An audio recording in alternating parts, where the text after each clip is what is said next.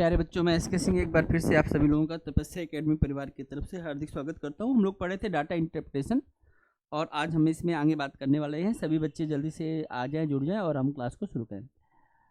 तो जैसा कि आप लोग ने पिछली क्लास में देखा था कि हमने पाई चार्ट और लाइन ग्राफ को सफलतापूर्वक पढ़ लिया। ठीक, दो चीज़ें हमने बहुत अच्छे से समझी हैं। पहला चीज़ हमने पढ़ा है पाई चार्ट, जो किसी चीज़ के टोटल को बताता है दो तरीके से, परसेंटेज में और एंगल के पॉइंट ऑफ व्यू से। दूसरा चीज़ हमारे पास जो इंपॉर्टेंट था वो लाइन ग्राफ था, और हमेशा सेंसिटिव चीज़ों के मामले में हम लाइन ग्राफ को देख सकते हैं, या किसी भी फ्लेक्सिबिलिटी को कैसे बढ़ रहा है या घट रहा है उसको हम देख सकते हैं, और उसमें हमने तमाम तरह के क्वेश्चन पर भी हमने बात की। अब हमारे पास बचती है दो चीज़ें, एक हमारे पास बचता है टेबल और एक हमारे पास बचता है बार ग्राफ। बारी बारी हम इस पर बात करने वाले हैं। आज की क्लास में हम टेबल पर बात करते हैं, ठीक है। तो भाई ध्यान से पढ़ेंगे, आराम से पढ़ेंगे, क्लास आराम से चलेगी, एकदम आपके हिसाब से चलेगी। नहीं आएगा आप दोबारा पूछ सकते हैं, समझ सकते हैं। तो भाई सभी लोगों का हार्दिक स्वागत। और अब हम बात करेंगे किस पर हम लोग बात करने वाले हैं। सही आपने कहा, बिल्कुल। आज हम लोग बात करने वाले हैं टेबल पर। आज की हमारी क्लास चलेगी किस पे चलेगी? टेबल पर चलेगी। तो चलिए हम टेबल को आगे बढ़ाते हैं और अब हम देखते हैं टेबल के बारे में। टेबल का मतलब होता है हिंदी में, गाजी, इसको बोलते हैं तालिका। गाजी जी, इसको हम बोलते हैं तालिका। तालिका सही है कि टेबल सही है? टेबल सही है। वो वाला मेज वाला टेबल नहीं है, ठीक है। यहाँ पर हम अगर टेबल की बात करें, और अगर आप ध्यान से देखो, मैं आपके सामने एक टेबल बना के दिखा रहा हूँ, आप इसको समझिए। आप एक टेबल देख रहे हैं, इस टेबल में हमारे पास कुछ लाइनें होती हैं। जैसे मैं आपको यहाँ पर बता देता हूँ और आप इसको समझिएगा, ठीक ठीक है। मान लीजिए हमारे पास यहाँ पर हम एक के सेंस में देख रहे हैं, हम अलग अलग सेंस में इसको देख सकते हैं, और आप यहाँ पर इस चीज़ को बहुत अच्छे से समझ सकते हैं। मैं आपको समझाने का बहुत अच्छा प्रयास करने वाला हूँ, समझिए। हमने यहाँ पर ए, बी, सी और D, A B C D कुछ भी हो सकता है, इन चार चीज़ों का हम अध्ययन कर रहे हैं। किस चीज़ के संदर्भ में अध्ययन कर रहे हैं? अलग अलग वर्ष हो सकते हैं, जैसे ईयर 1, ईयर 2, ईयर 3, ईयर 4, ऐसे कर सकते हैं। हम मान लेते हैं कि यह चार कंपनी है। इस चार कंपनी में मेल और फीमेल के रेशियो पर हम बात कर सकते हैं। लिख देंगे मेल फीमेल, और इसके सामने उसका रेशियो लिख सकते हैं। यहाँ पर हम 2 डायमेंशन चीज़ों को देख पा रहे हैं। ज़रा ध्यान से इस बात को समझिएगा। हमने कहा कि हम एक टेबल बनाना चाहते हैं। टेबल में हमने क्या किया? हमने ए बी सी डी लिख दी। मान लीजिए कि ए बी सी डी जो है बैंक है,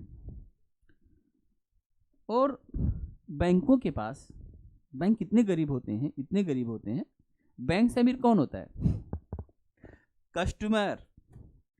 कस्टमर के पैसे पर बैंक मौज करता है, ठीक। कस्टमर क्या करता है? बैंक में पैसा जमा करता है, बैंक उसको एफडी का लालच देता है।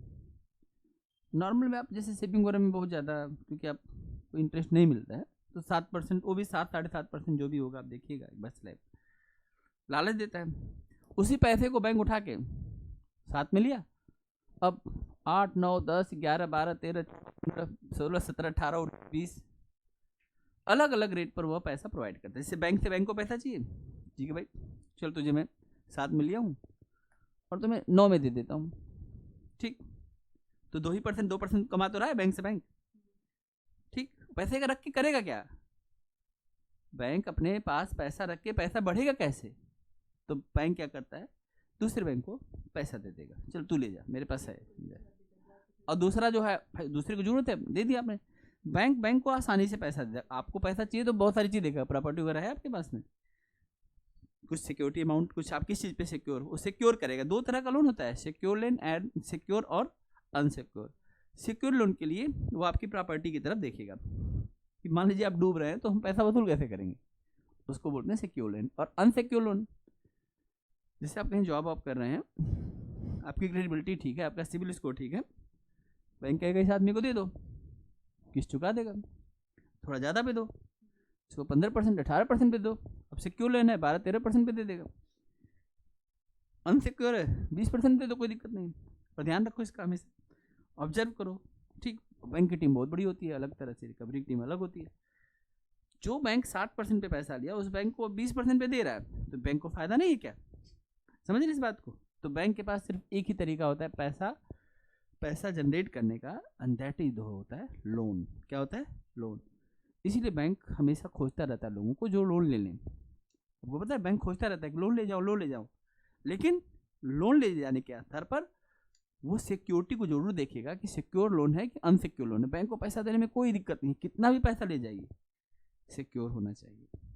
ठीक है, ठीक है, बात समझ में आ गई? तो सिक्योर के आधार पर वह लोन देता है। लोन किसको देगा? बहुत सारे लोगों को देगा। तो मान लीजिए हमने अलग अलग बैंक ले लिए, अलग अलग वर्ष डाली, और हमने देखा कि कौन सा बैंक कितना लोन डिस्ट्रीब्यूट कर रहा है। इस आधार पर हम बैंक के बारे में समझ भी पाएंगे कौन सा बैंक मजबूत है। जो ज़्यादा मजबूत होगा बैंक, वह ज़्यादा सही तरीके से लोन डिस्ट्रीब्यूट कर रहा होगा। जो कम, जिसके पास पैसा नहीं, बांटेगा क्या? तो हम केवल लोन के आधार पर उसको एक ऑब्जर्वेशन का तरीका रख सकते हैं। उसके लोन को देख के बैंक के बारे में समझ सकते हैं। कोई बैंक दिवालिया होने वाला, हम यहीं से देख लेंगे, पूछेंगे कितना लोन बांटे हो, दिखाओ पिछले 10 साल का लोन कितना बांटा तुमने। आई बात समझ में? क्योंकि लोन बांटने से आपके पास क्या आएगा? इंटरेस्ट। बैंक ने जो पैसा दिया उससे कोई दिक्कत नहीं है। बैंक ये देखेगा टाइम से मेरा इंटरेस्ट आ रहा है कि नहीं आ रहा है। आप टाइम से इंटरेस्ट दिए जाओ, कोई दिक्कत नहीं है, रखो 100 साल पैसा, कोई दिक्कत नहीं है। बैंक तो चाह ही रहा है कि आप हमसे लोन लें। लोन लेने वाले को क्या फ़ायदा है? बहुत फ़ायदा है। अब बैंक मान लो आपको 15% 12% पे आपको इंटरेस्ट दे रहा है, बाहर मार्केट में 24% पर इंटरेस्ट मिलता है। कितने पे मिलेगा? 2% रेट है मंथली, तो एक साल का कितना हुआ? 24%। अब बैंक से लेंगे 11, 12, 15 पे मिल जाएगा, बाहर से लेंगे तो 24% मिलेगा। और ये बाहर की लोअर लिमिट है। जो आपको 2% देता है ना, वो पूरी सिक्योरिटी लेगा और 2% पे आपको पैसा देगा। समझ में आई बात? 2% का मतलब अगर आपने 1 लाख दिया तो 1 साल बाद आपको 1,24,000 देना पड़ेगा।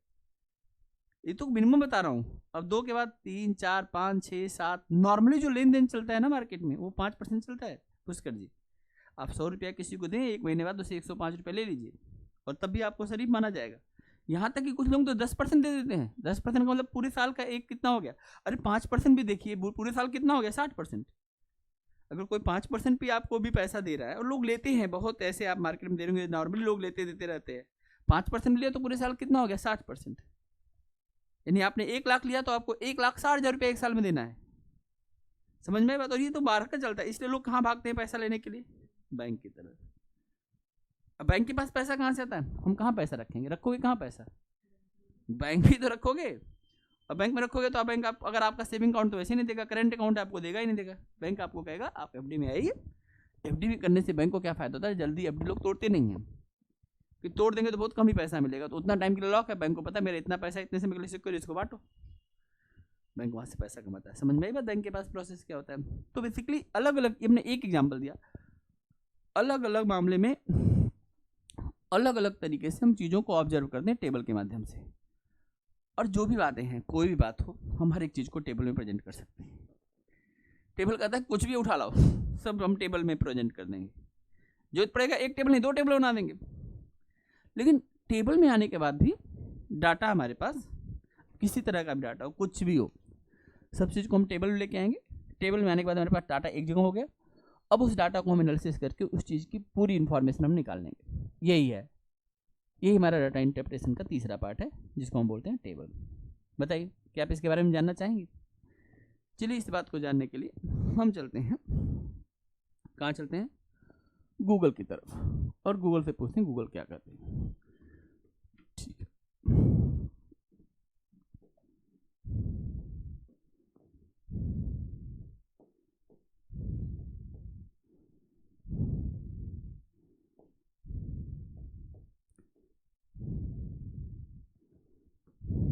आइए।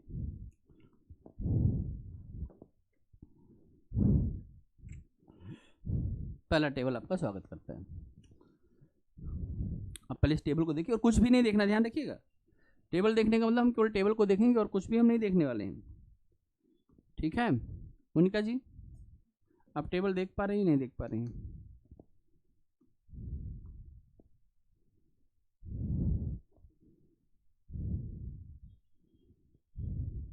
सभी लोगों को टेबल दिखाई दे रहा है कि नहीं दिखाई दे रहा है? हमें खाली टेबल देखना है, बाकी कुछ भी नहीं देखना, ऊपर क्या लिखा है नीचे क्या लिखा है।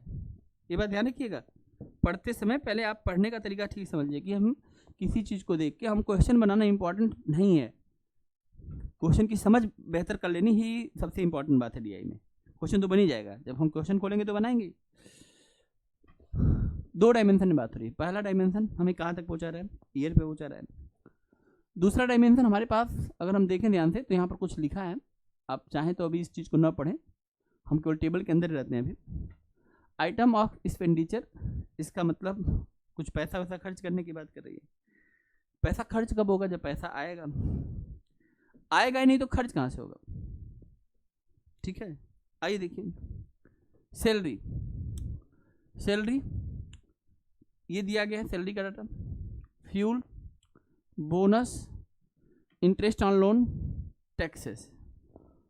इसका मतलब जहाँ तक मैं समझ पा रहा हूँ इस डाटा को देख करके, ये किसी कंपनी का डाटा है। किसका डाटा है, किसी कंपनी का डाटा है। कंपनी के पास, कंपनी अगर कोई होगी तो वो लोगों को सैलरी देगी कि नहीं देगी, कितनी सैलरी दे रही है, क्या 288, पैसे, रुपए, क्या 1000 रुपए, लाख रुपए, करोड़ रुपए, अरब रुपए, क्या। अब 288 रुपए तो सैलरी देगी नहीं, ये मामला या तो लाखों या करोड़ों का होगा, ठीक। फ्यूल पे खर्च कर रही है, बोनस दे रही है, कैसी कंपनी है, बोनस वोनस मिल रहा है, ठीक कंपनी की नहीं है, एम्प्लॉय को बोनस मिल रहा है तो अच्छा है, अच्छी बात है कि नहीं है। इंटरेस्ट ऑन लोन, ये क्या चक्कर है, इंटरेस्ट भी पे कर रही है कंपनी, कंपनी चलाने के लिए पैसा चाहिए ना, कहाँ से पैसा आएगा, कहाँ से पैसा आएगा, हाँ पैसा आएगा बैंक से। और देखो ये इंटरेस्ट ऑन लोन, हमने बैंक से पैसा लिया और बैंक को हम हर साल इतना पैसा हम लोन भी दे रहे हैं और ये टैक्स भी पे कर रहे हैं, ठीक।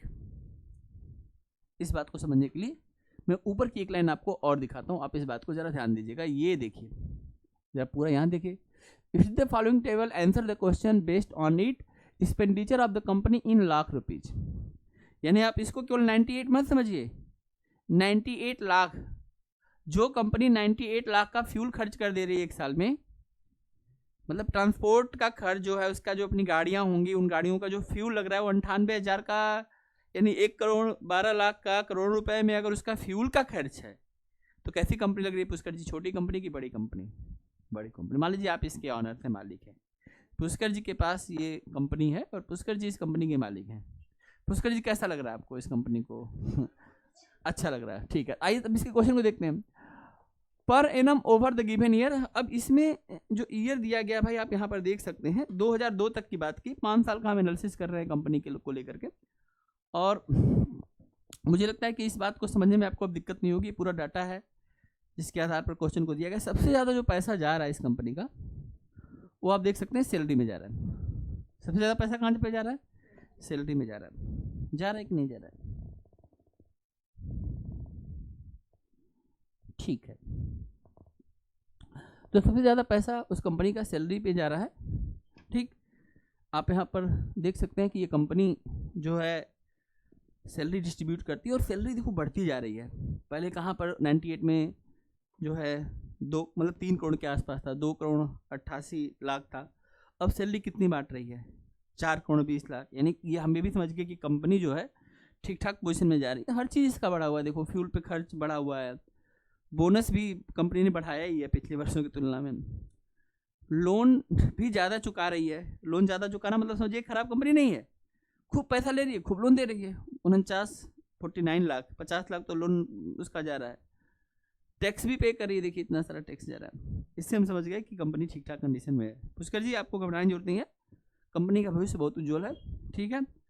और अब हम इस बात से बाहर निकलते हैं। अब तक हमने सिर्फ एक टेबल के बारे में एनालिसिस किया जो आप यहाँ पर देख सकते हैं बच्चों, ठीक है बच्चों।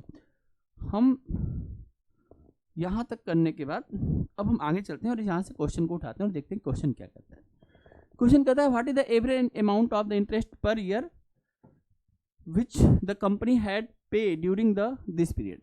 ये आपसे पूछा गया, कह रहा है कि what is the average amount of interest. Average कैसे निकालेंगे आप लोग, सबको जोड़ दीजिए और जितने वर्षों से भाग दे दीजिए। विच द कंपनी हैड पे ड्यूरिंग दिस पीरियड। तो अब क्या करना है इसमें, अमाउंट ऑन द इंटरेस्ट आप देख ही रहे हैं, कहाँ है इंटरेस्ट, ये है, इसको जोड़ दो और जोड़ के किससे भाग दे दो, कितने 5 वर्ष हैं, 5 से भाग दे दो। बताओ कौन सा आंसर होगा, जोड़ के 5 से भाग देना।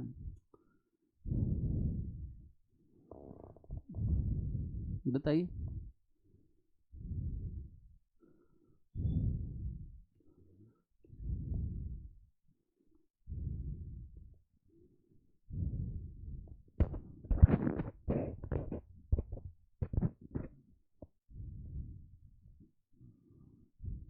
कितना, कौन सा ऑप्शन चूज करूं, डी ऑप्शन चूज कर लिया जाए। आप लोग विश्वास करते हैं कितना होगा। देखिए क्या किया इस क्वेश्चन में, इस क्वेश्चन में हमने सभी वैल्यूओं को, एवरेज निकालने का तो सीधा सा फंडा है ना भाई। एवरेज कैसे निकालते हैं आप लोग, सबको जोड़ दीजिए, जितने नंबर है सबको जोड़िए और जितने वर्ष उससे भाग दे दीजिए। जब हम सभी को जोड़ते हैं तो इसकी वैल्यू आ रही है 183.3, इसको हमने 5 से भाग दे दिया। ऊपर सारा वैल्यू दिया था इंटरेस्ट वाला, देख ही रहे थे, इन्हीं सबको बारी बारी हमने जोड़ दिया और 5 से भाग दिया, 36.66 लाख आ गया। हमने शुरू में आपको ये बात तो शुरू में बता दी कि क्वेश्चन हमें 3 जगह से इसमें जो है पकड़ना पड़ेगा। एक हमें क्वेश्चन बनाता है एवरेज ज़्यादा, दूसरा रेशियो बनाता है और तीसरा परसेंटेज बनाता है, और तीनों टॉपिक आपके कंट्रोल में पहले से ही। ठीक, अगला क्वेश्चन बनाइए आप लोग। देखिए सेकंड क्वेश्चन क्या कर रहे हैं, the total amount bonus paid by the company during the given period is approximately what percentage of the total amount of the salary paid during this period. करके देखिए क्या निकालना है, क्या निकालना क्या है, बोनस, बोनस का परसेंटेज निकालना है। The total amount of the bonus paid by the company, सारा बोनस जोड़ दो और टोटल जो है सैलरी जोड़ दो। तो ऊपर बोनस रखो और नीचे क्या रखो, सैलरी, और परसेंटेज निकालने के लिए किससे मल्टीप्लाइड करोगे, कर लोगे कि नहीं कर लोगे, बताओ कौन सा आंसर होगा। 1% कर लिया क्या, देखो सबको जोड़ोगे ना बेटा तो ये 17 आ जाएगा और ये 1710 आ जाएगा। अप्रॉक्सीमेट में 1% है, ठीक है। क्लोज वैल्यू जो है हमारे पास 1% आएगा, क्योंकि अगर नीचे 1700 होता ना तब आता, लेकिन 1710 है तो बहुत माइनर 0.00, बहुत मतलब थोड़ा सा कम ही आएगा इससे, तो इसकी वैल्यू हमारे पास 1% अप्रॉक्सीमेट हो जाएगी। क्लोज वैल्यू यही है। अगला क्वेश्चन देख लीजिए आप, थर्ड क्वेश्चन देखिए, बनाइए अपने आप पढ़ के। क्वेश्चन कह रहा है कि the expenditure of the all items in 1998 was approximately what the percentage of the total expenditure in 2002। 1998 की टोटल वैल्यू को जोड़ो और इस टोटल वैल्यू को 2002 के टोटल वैल्यू से डिवाइड करो और मल्टीप्लाइड किससे करेंगे, बोलो 100 से कर देंगे। परसेंटेज निकालने के लिए आप क्या करते हैं, जिसके बारे में पूछा जाएगा उसको नीचे रखेंगे और जिससे पूछा जाएगा उसको डिवाइड करेंगे और मल्टीप्लाइड किससे कर देंगे, 100 से। अब अगर इस तरह से हम चार्ट के हिसाब से देखें तो देखो यहाँ पर जोड़ दिया है सारा, जोड़ा है कि नहीं जोड़ा है। 98 का टोटल देखो, इसकी सैलरी है 288, लास्ट वाले की सैलरी 420, ऐसे हम एक एक करके हमने सारी वैल्यू को जोड़ा होगा। हाँ सब कुछ, ट्रांसपोर्टेशन जोड़ा होगा, ये हमने बोनस दिया होगा, इंटरेस्ट दिया होगा, टैक्स, हाँ ना, ये देखो बोनस, बोनस ये था, ये क्या था, ये बोनस था, ये क्या था, इंटरेस्ट था, ये क्या था, टैक्स था, ये पहले वाला क्या था, सैलरी थी, और ये क्या था, फ्यूल, हाँ है ना। तो हमने सारा जोड़ लिया 98 का और नीचे हमने किससे जोड़ लिया 2002 का। अब आपको टेबल देखना तो आ रहा है, नहीं आ रहा तो एक बार फिर से देख लीजिए भाई, हमें कोई दिक्कत नहीं आपको दिखाने में। 1998 में सारी वैल्यू आपके सामने है और 2002 में भी सारी वैल्यू आपके सामने में है। ऊपर के टोटल का नीचे के टोटल से परसेंटेज निकालना है। परसेंटेज निकालने का यही तरीका होता है, जिस चीज़ के बारे में पूछा जाएगा उसको हम ऊपर की तरफ लिखेंगे और डिनोमिनेटर का पार्ट बनेगा टोटल वैल्यू जिससे हम कंपेयर कर रहे हैं, बस। और इस तरह से आपने छोटे से कैलकुलेशन के द्वारा ये बता दिया फटाफट कि इसकी जो वैल्यू आ रही है कितनी आ रही है, 69.45, जिसको हम अप्रॉक्सीमेटली 69% कर सकते हैं। ठीक है, यहाँ तक बात ठीक है। चौथे क्वेश्चन में क्या करेंगे ये हमें बताएंगे साक्षी जी। साक्षी जी बताइए, क्वेश्चन नंबर 4 में क्या करना है हमें। उसके बाद बताएंगे पुष्कर जी। पहले साक्षी जी की बात सुनते हैं फिर। साक्षी जी क्या करना है क्वेश्चन नंबर 4 में? इतना टाइम नहीं लेना है, बगल से हेल्प नहीं लेना है, अपनी बुद्धि का प्रयोग करिए।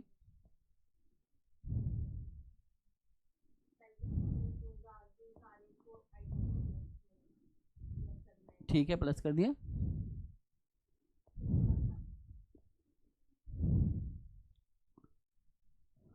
क्या है question? The total expenditure of the company over these item during the year 2000 is. Confirm है? कुछ और नहीं? मिल गया सहयोग? देखिए, the total expenditure of the company over these items during this year 2000 में जाइए और सबको जोड़ दीजिए। यही पूछ रहा है कि कुल कितना 2000 में कंपनी का कुल खर्च कितना है ना?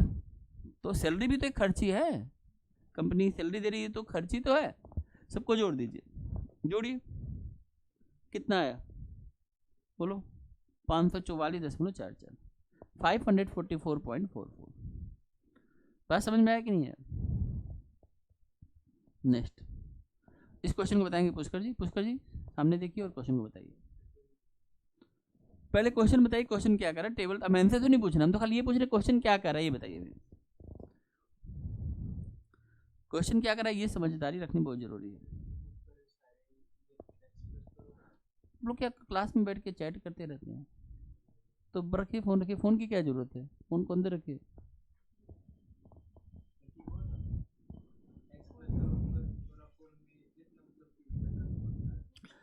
मैम बाद में कैमरा देखती रहती है और मुझे बताती रहती है, बैठ के ऑब्जर्व करती रहती है। आप लोग मुझे भी डांट सुनाते हैं कि आपकी क्लास में जो है बच्चे बात करती है। मैं देखता हूँ, फिर मैं भी बताता हूँ। The ratio between the total expenditure on the taxes for all the years and the total expenditure and fuel of the transport all the year। एक जगह आपको क्या करना है बताइए? जितने भी हमने टैक्स पे पैसा खर्च किया है, मुझे फोन दे दीजिए अगर आपको दिक्कत होगी तो। The ratio between the total expenditure and the tax, जो टोटल आपका एक्सपेंडिचर टैक्स पे हुआ उसको जोड़िए, और जो आपका फ्यूल और ट्रांसपोर्ट पे उसको जोड़िए, और रेशियो में क्या करते हैं बताइए? कॉमन लोग कटा देते हैं। इस बात को समझने के लिए हम यहाँ पर देख सकते हैं, देखो ये पूरा जोड़ दिया हमने, और ये देखो नीचे पूरा जोड़ दिया, और दोनों का रेशियो निकाल दिया।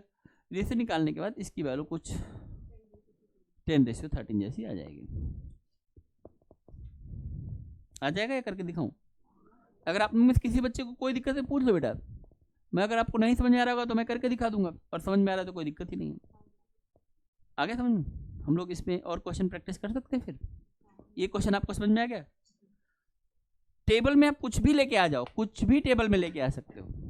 आइए हम इस बात को समझने के लिए और चीजों को बढ़ाते हैं। क्वेश्चन नंबर 1 के बाद कौन सा क्वेश्चन आप चूज करेंगे? Question number 6।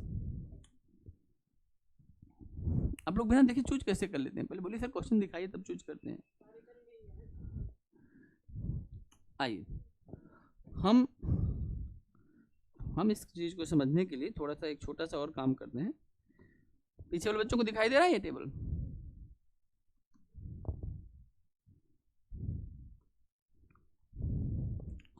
जिनको नहीं दिख रहा है सिर्फ उनके लिए। पुष्कर जी आपको दिख रहा है? ऊपर लिखा है टाइप ऑफ बैटरीज, और अलग अलग ईयर्स है। हम 92 से लेके 98 तक की चीज़ों को हम देख रहे हैं। हमारे पास एक कॉलम जो है वो ईयर के लिए आ गया। इन डाटा को हम यहाँ से उठाएंगे, और ये हमारे पास अलग अलग बैटरी हैं जिन बैटरियों का नाम है 4, 7, 32, 35 और 55। ठीक, मुझे लग रहा है कि ये जो बड़े नंबर होंगे बड़े पावर की बैटरी होगी।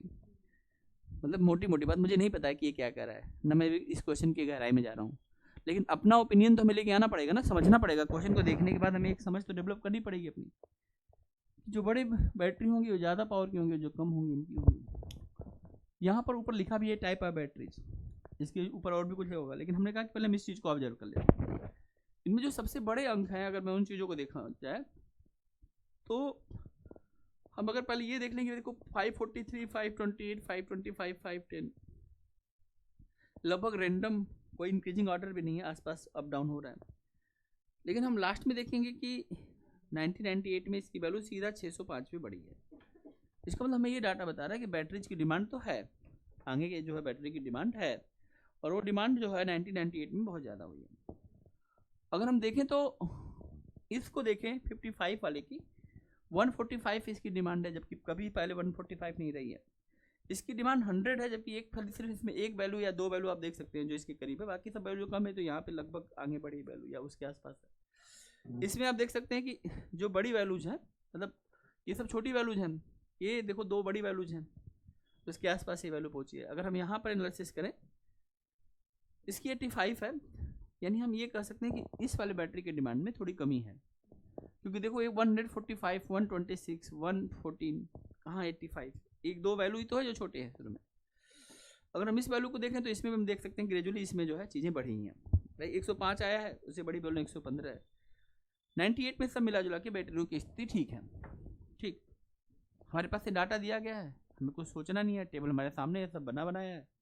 अब ऐसे मामले में अगर हम बात को और ठीक से समझने की कोशिश करें तो अब हम वापस आते हैं क्वेश्चन पर, और क्वेश्चन को शुरू से पढ़ते हैं। ऊपर की लाइन यही कहेगा कि देखो नीचे देखो टेबल को, उसके बाद वाला लाइन पे आओ। कह रहा है कि the following table given the sales of the batteries, sales का मतलब बिक्री, batteries manufactured by the company over the year. ये वो बैटरियां हैं जिनको कंपनी बेच रही है और मैन्युफैक्चर कर रही है, correct. Number in the different type of battery sold by the company over the years, ठीक है, यानी कंपनी एक और बैटरी अनेक, आप देख सकते हैं। ठीक, ये बात हम टेबल को देख के समझ चुके थे। अब हम चलेंगे क्वेश्चन पर, एक एक करके क्वेश्चन को हम समझते जाएंगे। जैसे अब ये क्वेश्चन 55 एज बैटरी के बारे में बात कर रहा है। आपको पता है कि सबसे जो बड़ी बैटरी आपके पास में वो 55 ही है। ठीक, तो इसमें क्या पूछ रहा है, what is the approximate percentage increase in the sales of the 55 age battery in 1998 compare to the 1992। 1998 में इसकी वैल्यू कितनी है 145, और 1992 में इसकी वैल्यू कितनी है, देखो बढ़ा है कि नहीं बढ़ा है। और मुझे बताओ इस बढ़े हुए का परसेंटेज निकालूंगा, तुम क्या करोगे, जो वैल्यू बढ़ी नीचे जहां से बढ़ी और मल्टीप्लाइड बाई। अगर मान लो इस क्वेश्चन को आपको करना हो, ये है आपके पास में 108 और 145, 110 ही मान लेता हूँ, ठीक है, और हमारे पास कितना आ जाएगा 33 बढ़ी, 33 कहाँ से बढ़ेगी 108 से, तो ऊपर की तरफ 33 और नीचे की तरफ 108। परसेंटेज निकालने के लिए हम क्या कर देंगे 100 से कर देंगे। बताइए इसकी वैल्यू क्या आएगी, कौन सा आंसर होगा, पेन मत चला देना। अब बताओ इसमें से कौन सा होगा, ए होगा, बी होगा, कौन सा, आप देख सकते हैं दोनों का अंतर कर दिया, दोनों का अंतर करके हमने इसको 108 से भाग दे दिया, अप्रॉक्सीमेट 34.26 आएगा, जिसको हम 34%, तो परसेंटेज आप लोग पढ़ ही चुके हैं। तो इस क्वेश्चन में तो ऐसी कोई बात नहीं जो आपसे नहीं बनेगी। टेबल देखना आपको समझ में आ ही रहा होगा, टेबल कैसे देखना है। यहाँ तक बात अगर ठीक है तो मैं कहानी को और आगे बढ़ा दूँ, ठीक है।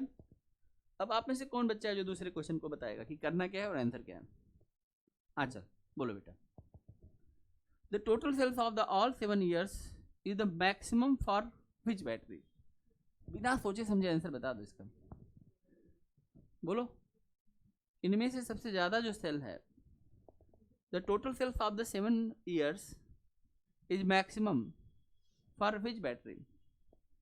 कौन सी बैटरी का तुम्हें लग रहा है कि ज्यादा होगा, 35 कंफर्म है या 32, द 7A या 4A।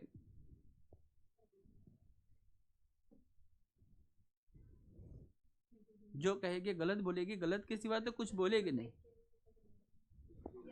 उसने कौन सा टेबल देख लिया, अरे वो तो शुरू में दिखाए तो थे टेबल। देखो इसकी वैल्यू देखो कम है, इसके पास बड़े बड़े नंबर्स हैं, इसके पास लगभग इसके जैसे नंबर हैं, ये देखो 35। अब इसकी वैल्यू देखो, ये थी 32, इसके नंबर देखो 32 और 30, देखो ये तो है नहीं दोनों। अब इन दोनों में देख लो कौन से बड़े हैं, देखो 32 के पास 165 जैसी कोई वैल्यू है, इनकी वैल्यू 45, 75, 90, और इसकी वैल्यू देखो, इसकी छोटी वैल्यू भी देखो 75 बस, उसके बाद कोई छोटी है ही नहीं। और बाकी वैल्यू देख लो 114, 102, 150, 135, 165। नहीं, फोटो खींचना तो ऐसे मत खींचो। फोटो खींचने का तो सिर्फ एक ही तरीका है जो मैंने आपको सबसे पहले किया था। फोटो अगर खींचना है ना बेटा, तो ध्यान रखो सिर्फ और सिर्फ तब खींचो जो मैं आपको शुरू में, इसलिए तो मैं टेबल आपको शुरू में दे दे रहा हूँ कि आपके पास डाटा नहीं होगा तो आप जवाब कैसे देंगे। फोटो खींचना है तो इसका खींचो, स्क्रीनशॉट लेना है तो इसका ले लो। डाटा तो आपके पास होना चाहिए ना, और नहीं तो फिर दिमाग में रखो। यही तो आईक्यू लेवल होता है। इसी को बोलते हैं फोटोग्राफिक मेमोरी। एक बार देख लिया, दिमाग में क्लिक हो गई बातें, और बस।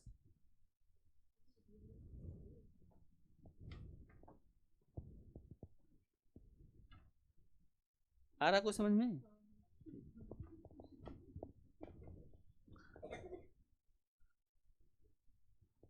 हम लोग किस क्वेश्चन पर थे? बताओ। पुष्कर सावधानी पूरी रखता है बच्चा। कह रहा है देखो, एक लोग पूछना कि सर अगर कर रहे हैं कि कौन सा क्वेश्चन, कल की तरह गलती मत कर देना कि सारे पोल पढ़ो। एक एक लोग बताओ कौन सा क्वेश्चन चूज करना है। क्या पुष्कर जी, सावधान रखते हो? अरे ज्यादा क्वेश्चन होगा तो तुम्हारा ही तो फायदा है ना बेटा। अब देखो, ये समझ में आ गया आपको? ये बात आपको समझ में आ गया? हालांकि देखो इन्होंने जोड़ा है, लेकिन आप देखो वैसे तो इसमें ये 55 का भी जोड़ दिया है, लेकिन हमें इसको जोड़ने की जरूरत नहीं थी। और ये सारा देखो यहाँ पर टोटल करके यहाँ पर दिया हुआ है, ठीक है। 4AH का कितना टोटल है, इतना। ईयर वाइज तो पहले जोड़ रखा है, लेकिन इसलिए तो हमारे ऑप्शन में था नहीं, तो जोड़ने की जरूरत क्या थी? ये दोनों साफ साफ छोटी वैल्यू दिख रहे थे, तो आंसर इन्हीं दोनों में हो सकता था। इसकी वैल्यू भी देख रहे हो 601 ही है। सबसे बड़ी वैल्यू किसके पास है? हमारे पास 32H के पास में। यानी हाईली डिमांडेड जो बैटरी हमारे पास है वो 55 नहीं है। हाईली डिमांडेड जो बैटरी हमारे पास है वो कौन सी है? देखो 114 इसके पास में, 102 है, 75। यही दो वैल्यू तो इसकी छोटी है। बाकी देखो 150 एक बड़ी वैल्यू को लेके चल रहा है, 135, 165, 165 लगता है कि पूरे में कहीं भी देखो नहीं आया होगा। 165 तुमको कहीं भी पूरे में दिख रहा है? कहीं भी। 135 दूसरी बड़ी वैल्यू पूरे में कहीं तुमको दिख रहा है? कहाँ है? कहाँ 135? ये देखो यहाँ पर 55 में सिर्फ ये वाली वैल्यू यहाँ पर इसको कर रही है, लेकिन 165 इसके पास कहाँ है? इसके बाद और इसके पास देखो 150 दूसरी बड़ी वैल्यू देखो, पहली 165 और दूसरा 150। 150 किसी के पास नहीं है। आई बात समझ में? तो अगर आप इस बात को ध्यान देखिएगा, ऑलरेडी देखो और भी वैल्यू इसकी बड़ी है, तो साफ साफ इस डाटा को देखने के बाद ये तो पता चल जा रहा है कि 32 जो AH है ये जो है इसकी बिक्री बहुत है, इसका डिमांड बहुत ज़्यादा है। बताओ सबसे कम किसकी बिक्री हुई है?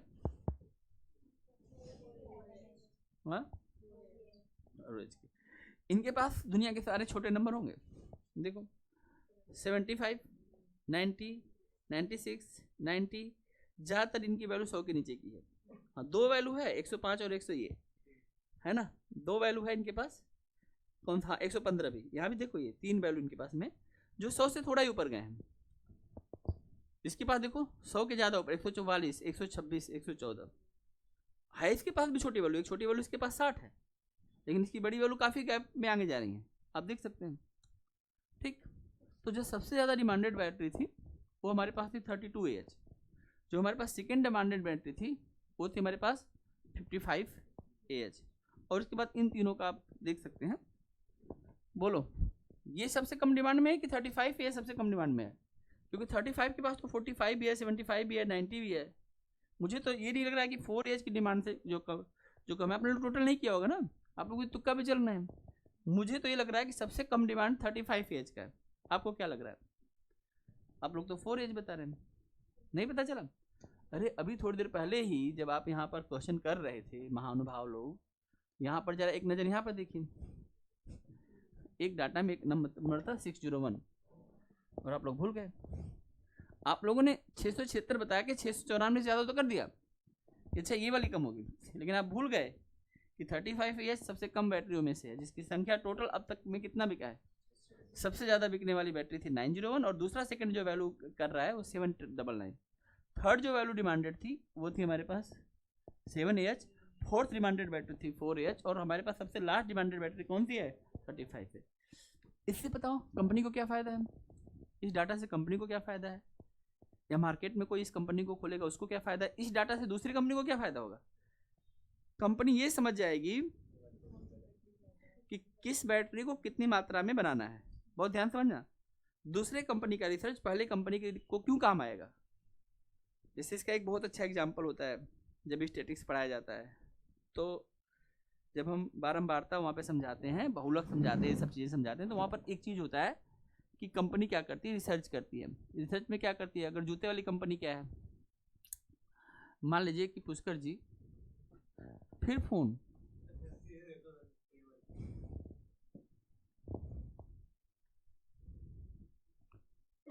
यही बर्बादी का कारण बनेगा फोन, ध्यान रखिएगा। क्लास में जिसने भी फ़ोन को ज़्यादा यूज किया, दिमाग को यूज नहीं किया, हमारा दिमाग अपने आप में सुपर कंप्यूटर है। सुपर कंप्यूटर को छोड़ करके आप एक छोटा सा फ़ोन लेकर के और उसे अपने आई को आप ख़राब कर रहे हैं, रेडिएशन से ख़राब कर रहे हैं, ये कहाँ की समझदारी है। ब्रेन क्या है, सुपर कंप्यूटर। यूनिवर्स की सारी चीज़ें हमारे ब्रेन में कनेक्ट हैं, ठीक है। यही पूरा बुद्ध धर्म का उपदेश भी था। बुद्ध ने कहा कि जो हमारे पास, जो हमको मिला है ना, सिर्फ हम उसी चीज़ को भूल गए हैं। जब उनकी पत्नी ने उनसे पूछा कि आप तो राजा के बेटे थे, घर छोड़ दिया, गृह त्याग कर दिया, ऐसा कौन सा चीज़ था जिसको आपको जो है आपको मिला, इतना दिन जंगलों में भटकते रहे, यहाँ वहाँ भटके, क्या आप ऐसा लाए, हमें बताइए। तो बुद्ध ने कहा कुछ भी नया नहीं मिला। तो फिर जो मिला था बस उसका ज्ञान हो गया कि मेरे पास कितनी असीम ऊर्जा है, उसका केवल ज्ञान है, ठीक। इसलिए इस बात को ध्यान रखो। अब तुम क्लास में हो तो तुम्हारे लिए फ़ोन ही मैं ही हूँ, तुम्हें कुछ नहीं आएगा तुम मुझे ही बोलोगे। आई बात समझ में। फोकस करो बेटा, फोकस अगर तुम कर लिए ना तो तुम एक दिन में 3 दिन का काम कर दोगे। फोकस में, तो फोकस में लाइट फोकस होती है तो पेपर को जला देती है, संसार को जला देती है, जंगल में आग लग जाता है। और ऊर्जा बहुत है, ऊर्जा को चैनलाइज करना जो सीख गया, नहीं तो फिर तो जिंदगी बीती रही है, वही सुबह वही शाम, वही दुनियादारी, वही चीजें, वही बातें। नया क्या है फिर, न्यू कौन सी बात आ गई जो आपको बदल के रख देगी। वो चीज के लिए वही पकड़ के लिए आप आए इधर, है ठीक है। आप अच्छे से रहेंगे तो आप कट मत पड़िए, हमें क्या है, आपका नुकसान हम कितनी बार बोलेंगे 2 बार 3 बार, घर वाले कितनी बार बोलेंगे, 4 बार 7 बार, बस एक समय के बाद आपको खुद ही लगेगा कुछ तो गड़बड़ हो गई थी। इसलिए फोकस करो, शांत रहो, अपने आप को समय दो। दुनिया को समय कब तक दोगे, और दुनिया ने कहाँ किसी का भला किया है, और तुमने कौन सा किसी का भला किया कि दुनिया तुम्हारा भला करेगी। सब अपने स्वार्थ के चक्कर में पड़े हुए हैं, अपना उल्लू किस तरह से सीधा हो, बस इसी पे पूरी दुनिया चल रही है। इसीलिए जब स्वयं को समय दोगे तभी केवल कल्याण हो सकता है। चलो वापस आते हैं, ध्यान से सुनो। अब हम इस बारे में बात कर रहे थे कि हमने ये देखा कि जो हमारी बैटरीज हैं, किस बैटरीज की डिमांड सबसे ज़्यादा और किस बैटरी की डिमांड सबसे ज़्यादा कम है। इसका फ़ायदा हमारे पास दूसरी कंपनी उठा लेती है। मैंने बताया कि एक चप्पल बनाने वाली कंपनी क्या करती है, दूसरी कंपनी का डाटा उठाती है और देखती है कि वो कितने साइज़ के जो है जूते वो कंपनी किस रेशियो में ज़्यादा बनाती है। जैसे आप देखेंगे कि जो नॉर्मल साइज जो है जेंट्स में वो 8 नंबर 9 नंबर, 8 और 9 नंबर के जूते सबसे ज़्यादा बिकते हैं। आप कभी जाइए या कहीं रास्ते में सेल लग गया, कोई कंपनी का जूता बिक रहा है, आप देखेंगे 9 नंबर वाला तुरंत ही गायब हो जाता है, क्योंकि 9 नंबर का साइज कॉमन साइज है जो सबको मिल जाएगा। 10 नंबर जिसके थोड़े बड़े पैर हैं। पुष्कर जी आपका पैर का साइज कितना है? 9। और जो है प्रियांशु तुम्हारा बेटा, पता ही नहीं है, घर वाले खरीद के लाते हैं, मुझे अभी क्या पता कितना है। 10 नंबर, 7 नंबर, 9 नंबर, ठीक। और मैं भी 9 नंबर। अब देखो 1 2 3 4 लोग आपके सामने 9 नंबर मिले। 7 नंबर वाला भी अपने एक भाई है, 10 नंबर वाला भी एक भाई है। इस डाटा से हमें क्या पता चला, अगर मान लीजिए हम आपके लिए शूज का ऑर्डर करेंगे तो हमें पता है कि 4 जूते जो है 9 नंबर के आएंगे। आई बात समझ में कि नहीं है। तो डाटा यूजफुल है कि नहीं है। या हम अगर मान लो सभी 8 के मंगवा लिए, हो गया, सब पैसा बेकार हो गया। ऐसे कंपनी उसी चीज को बनाएगी जिसकी डिमांड है। अब गर्ल्स का जो नंबर है मुझे लगता है 6 या 7 आता होगा, कितना आता है 6 नंबर, कितना आता है आपको, हाँ 6 नंबर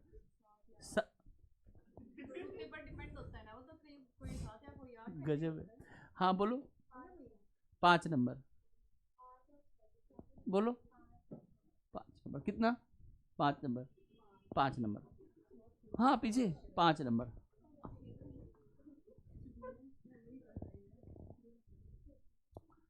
रुक जाइए। अब गर्ल्स वाले मामले में हमने देखा कि 5 नंबर जो है ज़्यादा लोकप्रिय नंबर है, ठीक है, 5 नंबर ज़्यादा लोकप्रिय नंबर बना। 6 नंबर भी है, 7 नंबर भी है। अब 6 नंबर वाले हमारे पास एक दो ही कैंडिडेट हैं, 7 नंबर वाला हमारे पास रेयर ऑफ रेयर कैंडिडेट है। अब क्या कंपनी 8 नंबर के जूते बनाने के बारे में सोचेगी? नहीं सोचेगी। बात समझ में आया? क्या कंपनी 3 नंबर के जूते बनाने या 4 नंबर के जूते बनाने में सोचेगी?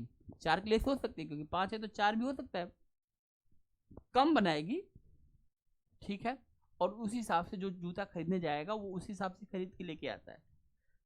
अब आप सोचेंगे यार चल नई नई कंपनी खोले हम, सब 1-1 लाख ऑर्डर दे दिया, पुष्कर जी आपने कंपनी खोल दी। समझ गए? समझ में आया डाटा कितना इंपॉर्टेंट है? What is the important of the data? समझ में आ गया ना पुष्कर जी? कि अगर मान लीजिए आपने ऐसा गलती कर दिया, ऐसा उसने कहा कि ऐसा ऑर्डर कितना करना है, बोला 1-1 लाख तो पहले शुरू में सबके कर दे, 4 के, 5 के, 6 के और 7 के और 8 के, सबके 1-1 लाख, 5 लाख जूते बना दे। आपको क्या लग रहा है आपके कौन से जूते बिके होंगे? 5 नंबर वाला बिक जाएगा, 6 नंबर बिक जाएगा, 4 नंबर वेट करता रह जाएगा, 6 नंबर वेट करता रह जाएगा, 7 नंबर वेट करता रह जाएगा, और वो पैसा आपका मार्केट में क्या हो गया?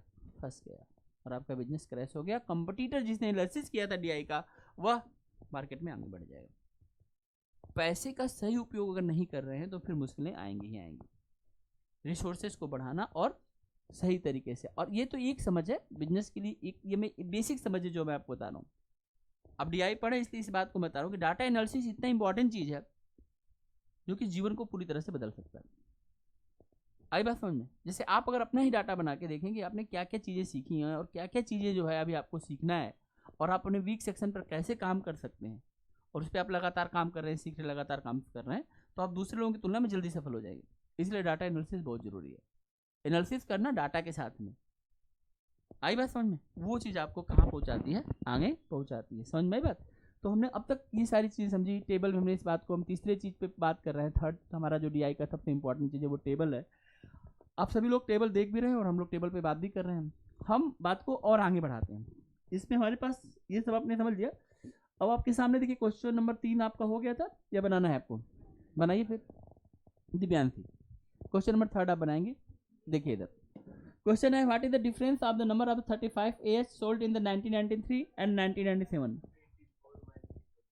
35 AH में जाइए, उसके 2 डाटा को पकड़ना है। एक डाटा उसका उठाना है 93 वाला और एक उठाना है 97 का, और दोनों का डिफरेंस करना है। और मैं आपको बता दूं कि बहुत आसान है, इसमें कुछ करना है नहीं। 84 - 45, ये डाटा हज़ारों में दिया गया था इसलिए 1000 से मल्टीप्लाइड किया गया है। जैसे कई बार लाखों में दे देगा, कई बार 10,000 में दे देगा, कई बार करोड़ में दे देगा। अब ऐसे तो नहीं कंपनी केवल जो है 84 बैटरी बना रही होगी, तो 84,000 में से 45,000 माइनस कर दिया। डिफरेंस में बड़े वैल्यू में से छोटे वैल्यू को माइनस कर देते हैं, और बड़े आसानी से आप बता सकते हैं इसका आंसर कितना जाएगा? 39,900। क्या आप लोग मेरी बात समझ पा रहे हैं या मैं ही समझ रहा हूँ? समझ गए तो अगला question, the percentage of the 4AH battery sold into the total number of battery sold was maximum in the year. बताओ क्वेश्चन नंबर 4। क्या बता दिए?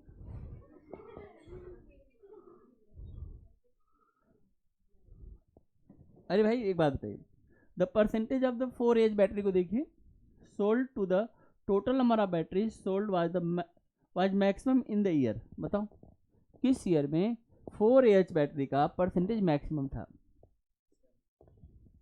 क्या 7? 1997। इसका सही जवाब है 1997। और इस बात को समझने के लिए मैं आपको बताऊं, देखो हमें टोटल तो दिया ही गया था ईयर वाइज, और हमने क्या काम किया, केवल जो है हमारे पास 4AH बैटरी देखो 75, 90, 96, 105, 96, 105, 115 दिया गया, ये सारी वैल्यू दी गई है, करेक्ट। इन सारी वैल्यूओं को उस वर्ष के टोटल से हमें भाग देना था और हम इसको परसेंटेज में कन्वर्ट करना था, और हमें पता चल रहा है कि इसमें जो सबसे बड़ी वैल्यू आ रही है वो 21% आ रही है, करेक्ट। 21% आप यहाँ पे देख सकते हैं। ये कैलकुलेशन आपको समझना था। अब इस क्वेश्चन को मान लीजिए अगर हम थोड़ा बुद्धि लगाएं कि भाई तेज कैसे कर सकते हैं, जल्दी कैसे कर सकते हैं, परसेंटेज में कन्वर्ट करना कोई बड़ी बात तो नहीं है। जिस वैल्यू को देखना है टोटल से देखना है, इस सबके डाटा आपको पता ही है, हमें कैसे पता चलेगा इसमें कौन सी वैल्यू जो है वह सबसे बड़ी वैल्यू है। तो मैं इस बात के लिए आपको बता रहा हूँ, किसी भी चीज़ की बड़ी वैल्यू देखने का दो तरीका होता है। उसका न्यूमरेटर जो है वो बड़ा से बड़ा हो और उसका डिनोमिनेटर छोटे से छोटा हो। यही दो चीज़ें हमें बड़ी तक पहुँचाएगी। तो अगर मैं न्यूमरेटर बड़ा देखूं तो मेरे पास बड़े न्यूमरेटर में सबसे बड़ा न्यूमरेटर है 115 और हमारे पास दूसरा बड़ा न्यूमरेटर है 115 के बाद 105 है और दोबारा 105 है। ये हमारे पास बड़े न्यूमरेटर्स हैं। बाकी 75, 90, 96 बहुत गैप है, ये लोग इस दौड़ में शामिल नहीं हो पाएंगे। ठीक, लेकिन हम इन चीज़ों को छोड़ने से पहले हम एक और कैलकुलेशन पर काम कर लेते हैं, और जिसको हम बोलते हैं कि डिनोमिनेटर आपका छोटा से छोटा होना चाहिए। ठीक, अब डिनोमिनेटर अगर हम छोटा देखें तो 543, 528, 525, 510, ठीक, 465। हमारे पास एक छोटा डिनोमिनेटर मिलता है 465। हमारे पास एक छोटा डिनोमिनेटर मिलता है 495। 605 बहुत बड़ा डिनोमिनेटर से ये बात खत्म हो गई। हमारे पास एक छोटा डिनोमिनेटर ये सब तो नहीं, ये सब 500 में है। बेसिकली हमारे जाल में एक मछली फंसी, जो ऊपर की वैल्यू बड़ी और नीचे की वैल्यू छोटी दोनों में आ गई। आप देखो उस मछली का नाम जानते हैं आप क्या है? और इस तरह से हमने उसका नाम रखा जो है यहाँ पर 97। हम इस वैल्यू को कैलकुलेट नहीं कर रहे हैं। समझ में आ रही बात? हर क्वेश्चन बनाना थोड़ा नहीं है, दिमाग तो पता नहीं क्या कर दे। मैं बता रहा हूँ आपके पास दिमाग इतना है ना, सेकंडों में इन क्वेश्चन को आप कैलकुलेट कर दें। लेकिन हम सब लोगों की बुद्धि सोई हुई है, पता नहीं कब जागृत होगी वो भगवान ही जाने। आइंस्टीन हम कब बनेंगे हमें पता नहीं। लेकिन हम इतना तो जरूर कर सकते हैं कि कुछ कॉमन लॉजिक्स और कॉमन बातों को समझ करके अपनी स्पीड को जनरेट कर सकते हैं। ठीक, और ये जो है ना, देखो आपके मन में अगर आप ऐसा कर भी लेना तो भी आपका दिल धक धक धक करेगा। आप एक वैल्यू पर नहीं मानेंगे, आप 2-3 वैल्यू अगल बगल निकाल के देखेंगे और तब आपकी तसल्ली होगी। तो यह बात कैसे एकदम हाईली % कन्फर्म होगा एग्जाम में जब बैठ रहेंगे ना बेटा, और आप जान भी रहे हैं कि यार ये वाला हो सकता है, लेकिन आपका मन ना कच्चा होगा। तो आप पक्का करने के लिए फिर आप कैलकुलेशन पे उतरोगे। तो ये मन कैसे पक्का होगा? बस एक ही तरीका है, आप क्वेश्चन बनाने के दौरान आंसर को गेस करते चलेंगे। लॉजिकल तरीके, गेस नहीं करना, तुक्का नहीं मानना कि अच्छा इसमें सी, तो सी वाले को पहले दबा ले फिर देखते हैं कि सही है कि नहीं। तुक्का वाला मामला फिट नहीं करना है, लॉजिकल समझना है कि इस क्वेश्चन की लॉजिक्स क्या, किस आंसर तक हमें पहुंचाना है। हम कैसे पता चला मुझे कि ये वाला आंसर संभावना बन सकता है? क्योंकि हमने जब बड़ी वैल्यू को टच किया था तो उस बड़ी वैल्यू में हमें क्या चाहिए था, न्यूमरेटर का बड़ा वैल्यू, उसमें हमारे पास 3 नंबर आ चुके थे। और डिनोमिनेटर का अगर हमने छोटा वैल्यू देखा तो हमें कौन सा मिला था, उसमें हमारे पास एक ऐसी वैल्यू बची थी जो इसमें दोनों ही टेक्निक पास हो गई। तो ये भी इसको बड़ा करना चाहता और ये भी इसको बड़ा करना चाहता, तो स्वाभाविक सी बात है इसकी वैल्यू बड़ा होगी। लेकिन एक बात और देखना है, देखो बड़ी वैल्यू में जो तुमने शामिल की, सबसे बड़ी वैल्यू हमारे पास देखो ये है, दूसरी देखो बड़ी वैल्यू हमारे पास ये है, तीसरी बड़ी वैल्यू देखो आप कहाँ पर हमारे पास, देखो ये है, और चौथी वैल्यू हमारे पास बड़ी वैल्यू ये है। आप जरा ध्यान से देखो इन चारों बड़ी वैल्यूओं तक मेरी पहुँच थी कि नहीं, किसी न किसी रूप में मैं इन चारों वैल्यूओं तक पहुँचा था कि नहीं पहुँचा था। अब देखो ये कह रहे हैं बड़े इन तक हम पहले पहुँच चुके हैं, ये भाई साहब कह रहे हैं बड़े हम इन तक पहुँच चुके हैं, ये भाई साहब की वैल्यू बड़ी आ रही इन तक तो हम पहुँचे हैं दोनों तरीके से, और ये भाई साहब भी कह रहे हैं बड़े इन तक भी हम पहुँचे हैं। जो छोटी वैल्यू उनको हमने छोड़ रखा है। और ये मैं ऐसा तो नहीं कि रट के बैठा हूँ इधर आप खोलेंगे तो मैं रेंडमली हम लोग क्वेश्चन उठा रहे हैं, रेंडमली हम चीज़ों को समझ रहे हैं। यानी यह बात लॉजिकली रूप से एकदम सही है, ट्रूथ है। किसी भी चीज़ को बड़ा होने के लिए उसका न्यूमरेटर बड़ा से बड़ा हो और डिनोमिनेटर क्या हो, छोटा से छोटा हो। अब हम बड़े की खोज कर रहे हैं तो ऊपर की बड़ी वैल्यू को मार्क कर लिए। हम देखते हैं अब दूसरा तरीका जो फैक्टर डिसाइड करेगा उसको बड़ा बनने के लिए, उसके नीचे की डिनोमिनेटर की वैल्यू छोटी होनी चाहिए, हमने वहाँ से मार्क किया। एक ऐसी वैल्यू थी जो हमारे जाल में फंसी, तो हमें फिर बक्कर बक्कर करने की जरूरत नहीं है, हम जान गए कि आंसर क्या बनेगा। बताओ कौन सा आंसर बनेगा? 97। अदरवाइज तो फिर आपने तो आंसर तो कैलकुलेट किया ही, सब लोगों ने किया, तो सब लोग जो काम कर रहे हैं वो तो काम आप भी कर रहे हैं। लेकिन क्वेश्चन टू क्वेश्चन जो आप डिफरेंट करेंगे ना बेटा, वही आपकी पावर बनेगी, इस बात को ध्यान रखना। पढ़ने के बाद हम अलग क्या पढ़ रहे हैं वही चीज़ तो हमें समझना है। आई बात समझ में? चलो तो ये सब आपने कर लिया। यहाँ तक अगर आप चीज़ों को समझ रहे हैं तब हम कहानी को और आगे बढ़ाने का प्रयास करेंगे। ठीक है, आपके सामने एक क्वेश्चन और है, क्वेश्चन नंबर 5, इसकी बात आप बताएंगे। बताइए, हमारे पास जो है अंजलि जी हैं, अंजलि बताइए।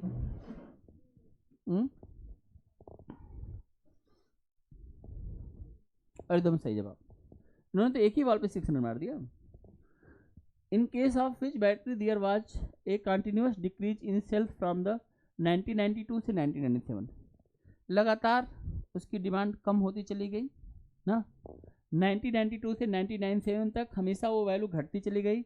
और आइए इस बात को हम लोग बार ग्राफ में फिर से देख लेते हैं। ग्राफ आपके सामने मैं दिखाता हूँ आपको ग्राफ। आप देख सकते हैं कि यह एक ऐसी वैल्यू है जो लगातार घटती चली गई है ना। और 1997 तक ही पूछा है, 1990 में पूछा नहीं है। तो हमें अपने एरो को यहाँ से उठा के यहाँ तक देखना। देखो 144, 126, 114 घट रहा है कि नहीं घट रहा है, ये बात मत सोचो, क्योंकि क्वेश्चन 98 का जिक्र नहीं कर रहा है, एक ही वैल्यू है। बाकी सब में देखो देखो घटने को छोड़ो, बढ़ गई।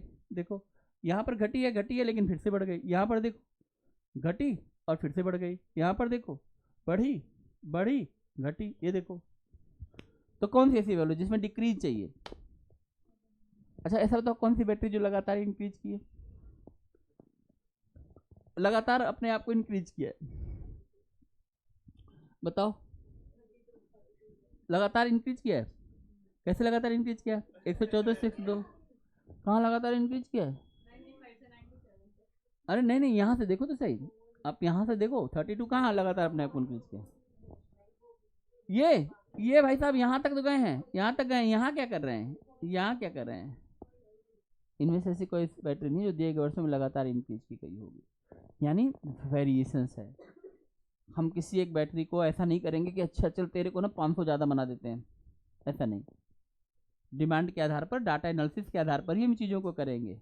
और रेंडम है, कोई भी बढ़ सकती है कोई भी घट सकती है। रिस्क फैक्टर भी है, रिस्क फैक्टर समझ में आ गया, कैलकुलेट होता है। समझ में आई बात? आगे बात समझ में आ गया आप लोगों को? और टेबल के बारे में कुछ जानकारी प्राप्त हुई आप लोगों को? चलिए अब हमारे साथ जो है पूजा जी हैं। पूजा जी बताएंगे कौन सा क्वेश्चन चूज करना चाहते हैं। Question number 8। अपना अपना जो भी लकी नंबर है सब लोग बारी बारी चुन लीजिए। आइए देखते हैं कि अब नहीं है तो फिर आपको अब एक अपना लकी नंबर पहले बनाना पड़ेगा। ये तो बहुत लोग हैं। अबे आपका नंबर देखिए आता है तब तो पुष्कर जी, ठीक है। अब जिनको फोटो वोटो खींच रहे हैं वो अभी इसी समय खींच लें।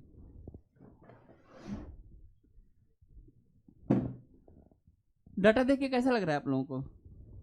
तो ठीक है, तब खींच लीजिए फोटो। क्या इसमें अच्छा लगा?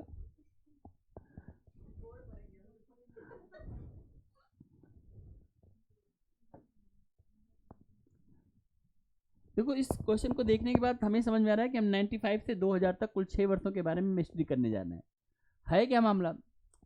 यार यहाँ पे मैनेजर है, टेक्नीशियन है, ऑपरेटर है, अकाउंटेंट है, प्यून है, निश्चित रूप से कोई ऑफिस है।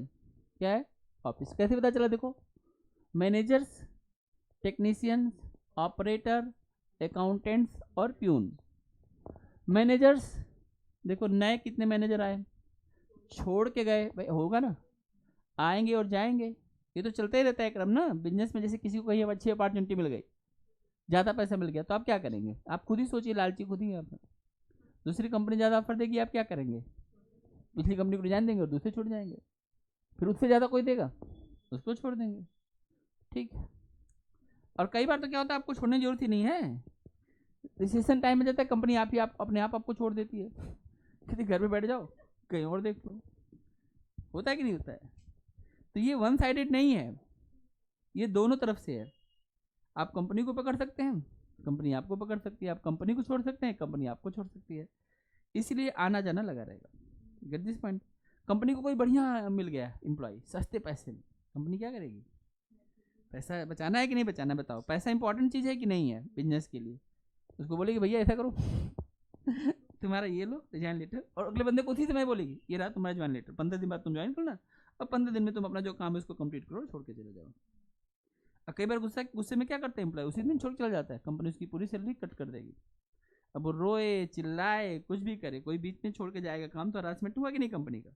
इसलिए उसका पीरियड होता है। कभी भी कंपनी छोड़ने से पहले आपको नोटिस देना पड़ेगा, कभी भी ज्वाइन करने से पहले आपको अपॉइंटमेंट लेटर मिलता है। आपको कोई अपॉइंटमेंट लेटर ना दे, आप कह दीजिए मैं इस कंपनी में काम करता हूँ, इस कंपनी में काम करता हूँ, चिल्लाते रहिए, खूब चिल्लाइए, ठीक है। सरकार के पास जाएंगे, कहाँ जॉब करते थे, कोई प्रूफ है आपके पास में? इसीलिए जब आप जाएंगे तो कंपनी आपको फिर लीव लेटर भी देगी कि हमारे इतने दिन का, वही आपका एक्सपीरियंस सर्टिफिकेट बन जाता है। समझ में बात? तो जब भी आप कहीं भी जॉब करेंगे, जैसे आप लोगों को आगे जरूरत पड़ेगी जॉब करने की कहीं पर, मान लीजिए बहुत बार क्या होता है, व्यक्ति प्राइवेट जॉब करता है, पहले आप उससे लिखवा के ले लीजिए, नहीं कुछ एक स्टाम्प पेपर हो, नहीं सिंपल पेपर पर लिखवा के साइन करवा के मोहर लगवा के ले लीजिए, जो आपकी बात हो रही है। नहीं तो फिर कोई फायदा नहीं है। ऐसे तो सब पूरी दुनिया एम्प्लॉय नहीं है, फिर कोई सब नहीं कर सकते कि मैं आप क्या जॉब करता हूँ। समझ में आया पूजा जी? बोलने की वैल्यू कम और लिखने की वैल्यू ज़्यादा, इसी आधार पर देश चलता है। नहीं तो संविधान को रोज लोग ना बदल दे अपने हिसाब से, कॉन्स्टिट्यूशन लिखा हुआ खोला जाएगा, भाई देखो इस संविधान के इस रूल में क्या कह रहा है। आई बात समझ बेटा? इसीलिए इंपॉर्टेंस है लिखने का। सिविल सर्विस जैसे एग्जाम में लिखने की बहुत मारामारी है। जो सुंदर लिख दे, जो सबसे बेहतर लिख दे, इसका थॉट सबसे अच्छा हो, जो क्या सोचता है बस उसी को सिलेक्शन मिल जाता है। लिखने का एग्जाम होता है। आपके एग्जाम क्या है? फैक्चुअल एग्जाम्स हैं, ट्रिकी एग्जाम्स हैं। देखा जाता है कि दिमाग ठीक ठाक है कि नहीं। ऊपर से ऑर्डर मिलेगा तो ठीक ठाक काम कर लोगे। ऊपर वाला कैसा व्यक्ति? ऑर्डर देने वाला। और आप जैसे आदमी कहते हैं, आप लोग जॉब पकड़ेंगे कैसा, बोलो भाई क्या करना है। अच्छा 100 पेज टाइप करवाना, अभी करवा देते हैं सर, बोलिए 2000 पेज करवा दो सर, नहीं 100 ही करवाना है बस। ऊपर वाला ऑर्डर देगा। समझ में बात? ऑर्डर देने के लिए क्या बनना पड़ेगा? यूपीएससी की तैयारी करनी पड़ेगी। बोलो तैयारी करोगे कि नहीं करोगे? नहीं सर, बड़े सपने मत दिखाओ, गलती समय से नहीं करेंगे।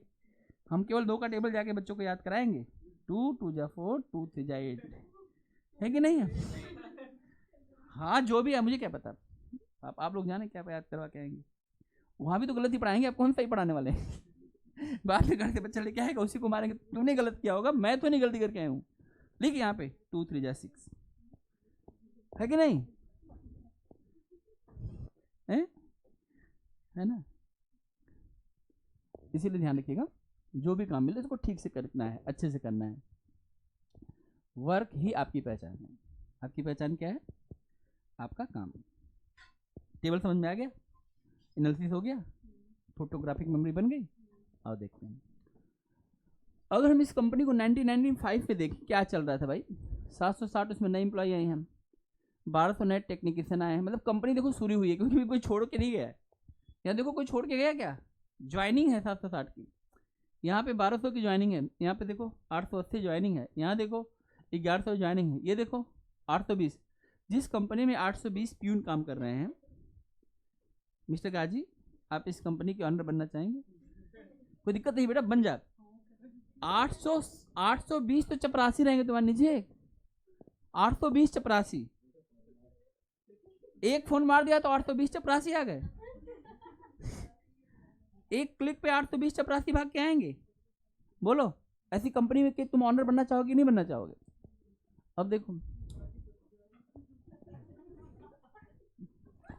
और यहां पर देखो मैनेजर कितने होंगे? मैनेजर 760, टेक्नीशियन कितने होंगे? 1200, ऑपरेटर कितने होंगे? टाइप करने कंप्यूटर, अकाउंटेंट कितने होंगे?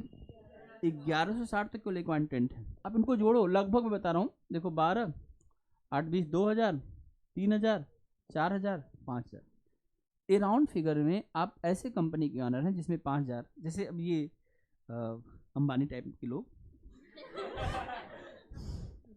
समझ में आई बात? जिसके नीचे 5000 लोग काम कर रहे हैं, 5000 लोग काम कर रहे हैं, मैनेजर है, उनकी बहुत हाई सैलरी होती होगी। अब उस कंपनी के बारे में जरा एक बार एज्यूम करो कि वो कंपनी तुम्हारी हो, तो फिर अब क्या तुम इधर पढ़ने आओगे फिर? हैं?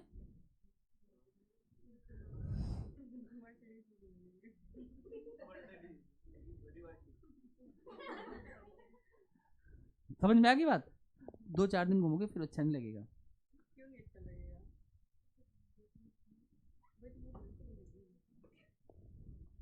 इस संसार का एक नियम है, जब तक जो चीज़ तुम्हारे पास नहीं तब तक उसकी वैल्यू है। जैसे वो चीज़ तुम्हें मिल जाती फिर उसकी कोई वैल्यू नहीं है, फिर वो खड़ी रहेगी, पार्किंग में खड़ेगी और पार्किंग में धूल खाती रहेगी। आओ इस बात को समझो। हाँ चुप करा के रखो इसको। आ रहा है समझ में? डाटा एनालिसिस समझ में आ रहा है आप लोगों को? किसी अब ने इस कंपनी को देखा तो है नहीं, लेकिन कंपनी के एम्प्लॉय को देख के हम लोग कंपनी के बारे में नहीं जान गए कंपनी कैसी होगी। बोलो, नंबर ऑफ टीम को देख के कंपनी के बारे में जज कर सकते हैं कि नहीं जज कर सकते हैं? तो तुम्हारा एनालिटिकल पावर बढ़ रहा है कि नहीं बढ़ रहा है? समझ में आ रहा है चीज़ें तुम्हें? हम एक टेबल केवल देखा और हमने पूरी बात समझ ली। इस कंपनी में तुमको अगर मान लो मैनेजर बनने का मौका मिलेगा तो बनना चाहोगे कि नहीं बनना चाहोगे? बोलो गाजी, इनमें से किसी को रखना होगा तो सोच लो कौन सा ऐसा जो तुम्हारे ऑर्डर का फॉलो करेगा। 2-4 मिल जाएंगे या नहीं मिलेंगे?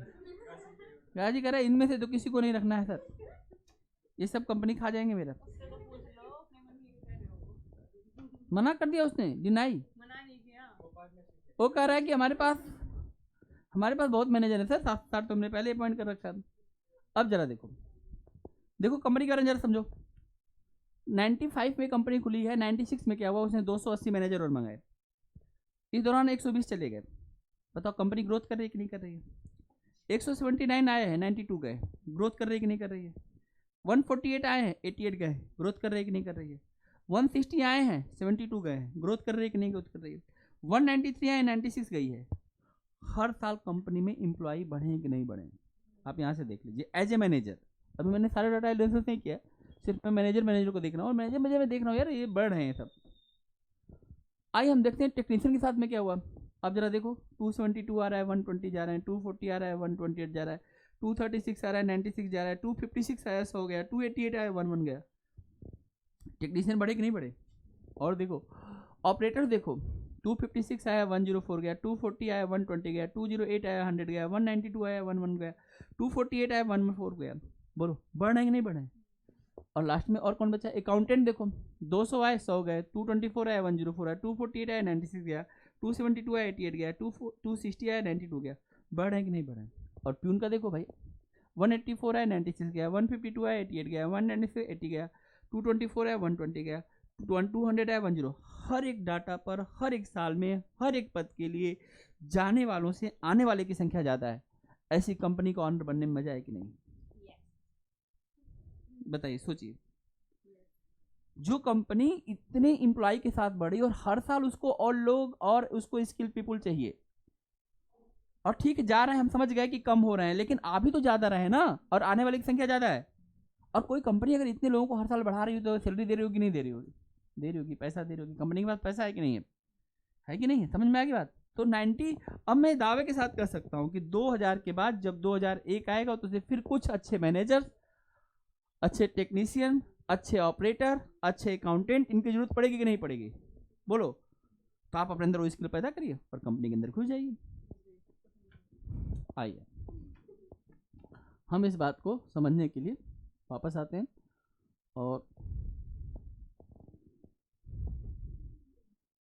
हम पढ़ते हैं।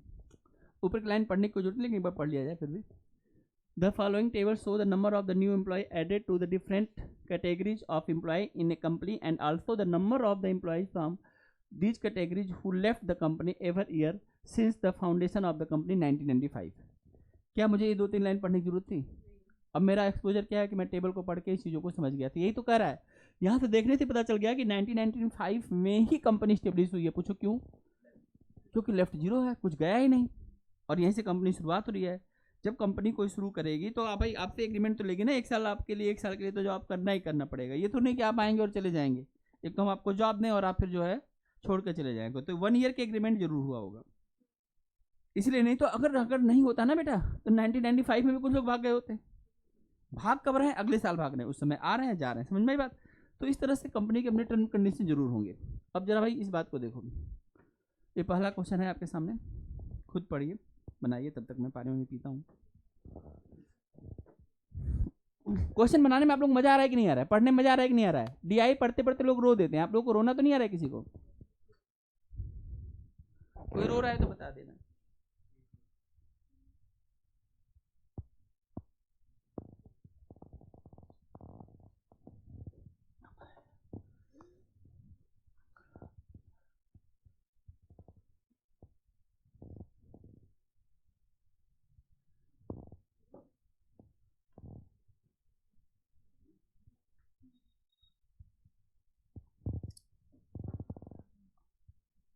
अच्छा सुनिए, जो लोग शुरू से नंबर सिस्टम से हमारे साथ जुड़े थे उन बच्चों का डीआई पर पूरा का पूरा मैथ कंप्लीट हो रहा है, तो आप लोग टेस्ट देने के लिए तैयार रहिएगा। ठीक, अब अगली क्लास में हम लोग क्या करेंगे, मैथ तो कंप्लीट हो गया ना, अब आपका डीआई ही लास्ट टॉपिक है। सिलेबस नहीं लिखी थी क्या? ठीक है। इसके बाद हम लोग मंडे से क्या करेंगे, एक क्लास हम लोग जीएस का चलेगी, मैम की क्लास लगवा देंगे। पॉलिटी तो कंप्लीट भी नहीं हुई है। हाँ तो वही पॉलिटी वाला ही चलेगा ना अभी आपका जीएस। ये देखो ना कितने महीने से तो वही चल रही है। वेट आप कहें तो हम एक सप्ताह में पढ़वा के ख़त्म कर देंगे। हम खुद चाहते हैं कि आप ठीक से पढ़ें, और अगर आपको कोई चीज़ ठीक से पढ़ाया जा रहा है तो आपके लिए बहुत प्राउड मोमेंट होना चाहिए कि मैं ठीक से चीज़ों को पढ़ रही हूँ। नहीं तो हम फैक्ट रटवा के आपको 2 मिनट में फ्री करवा देंगे। सिलेबस को कंप्लीट करना और अच्छे से कंप्लीट करना, दोनों बातों को समझ के चलना। तो मंडे का शेड्यूल में थोड़ा सा बदलाव करेंगे, क्योंकि अब तो हमारा डीआई हम कंप्लीट कर देंगे। इसमें एक ही चीज़ और बचा है, पैराग्राफ। आज पढ़ा देते हैं, डीआई कंप्लीट करते हैं, आप लोग पढ़ लीजिए, एक टेस्ट तैयार कर देते हैं। ठीक,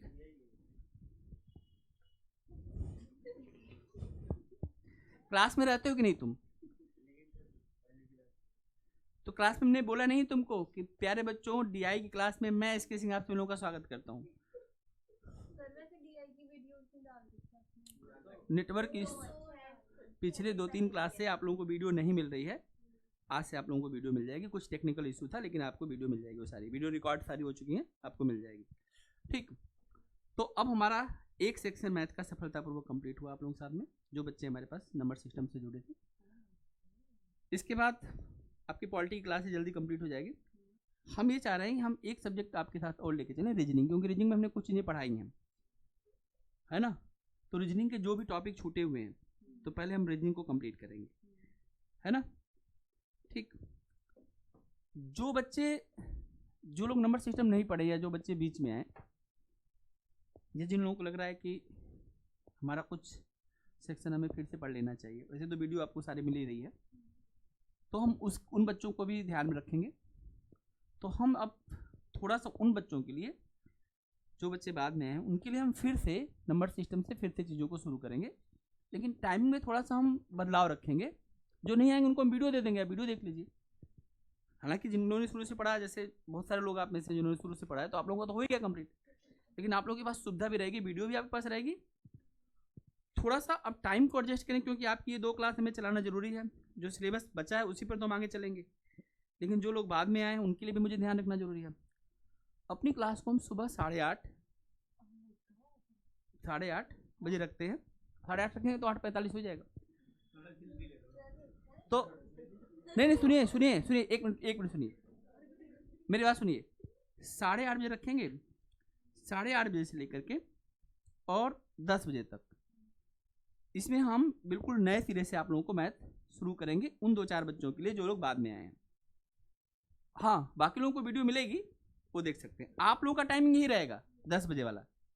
10 बजे आप लोग आएंगे, 10:15 पे आपकी क्लास चलेगी। आपका शेड्यूल ऐसे ही चलेगा, ठीक, समझ में आ रही बात? ठीक है, तो आप लोग अपना एक बार सिलेबस चेक कर लीजिएगा कि सिलेबस में आप लोगों का क्या क्या चीज़ें हुआ है और क्या क्या नहीं हुआ है। जो लोग बाद में, जो लोग नंबर सिस्टम से, उनका तो सारा हुआ है, लेकिन अगर आप में से कोई बच्चा अगर बाद में आया तो उस चीज़ को थोड़ा सा आपको, जैसे मान लीजिए कोई बच्चा नंबर सिस्टम के बाद में आया, डेसिमल फ्रैक्शन में आया, परसेंटेज में आया, तो अब नंबर सिस्टम डेसिमल फ्रैक्शन आपको करना पड़ेगा। लाइव भी कर सकते हैं, तो रिकॉर्डिंग भी आपको मिल जाएगी उस चीज़ की।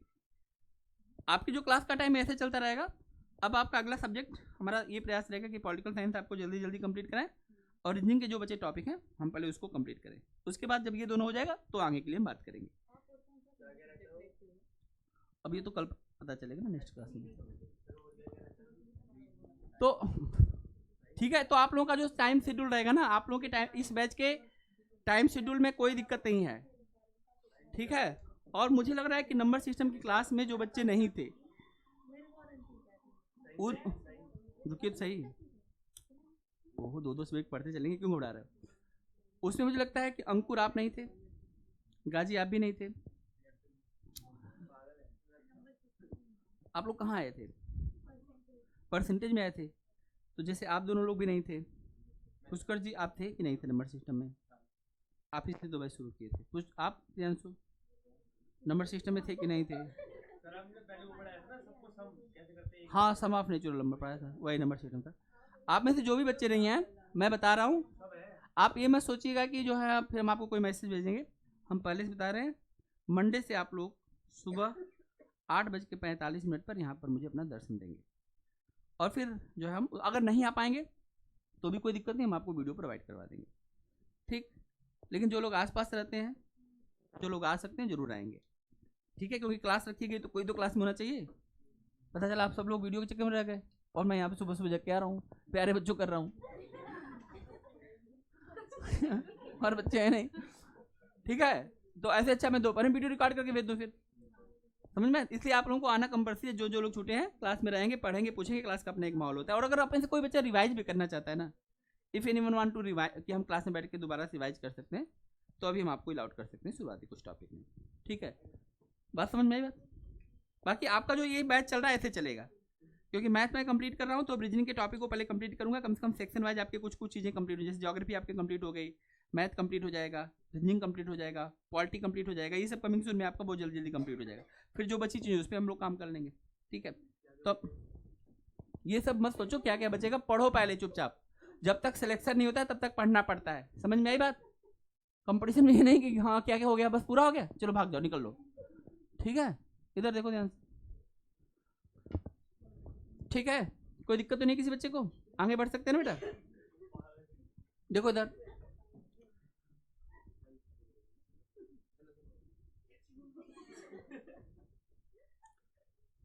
अब इधर देखो, what is the difference between the total number of technician added to the company and the total number of accountant added to the company during the years 1996 to 2000। बताइए इस क्वेश्चन का जवाब कौन बताएगा।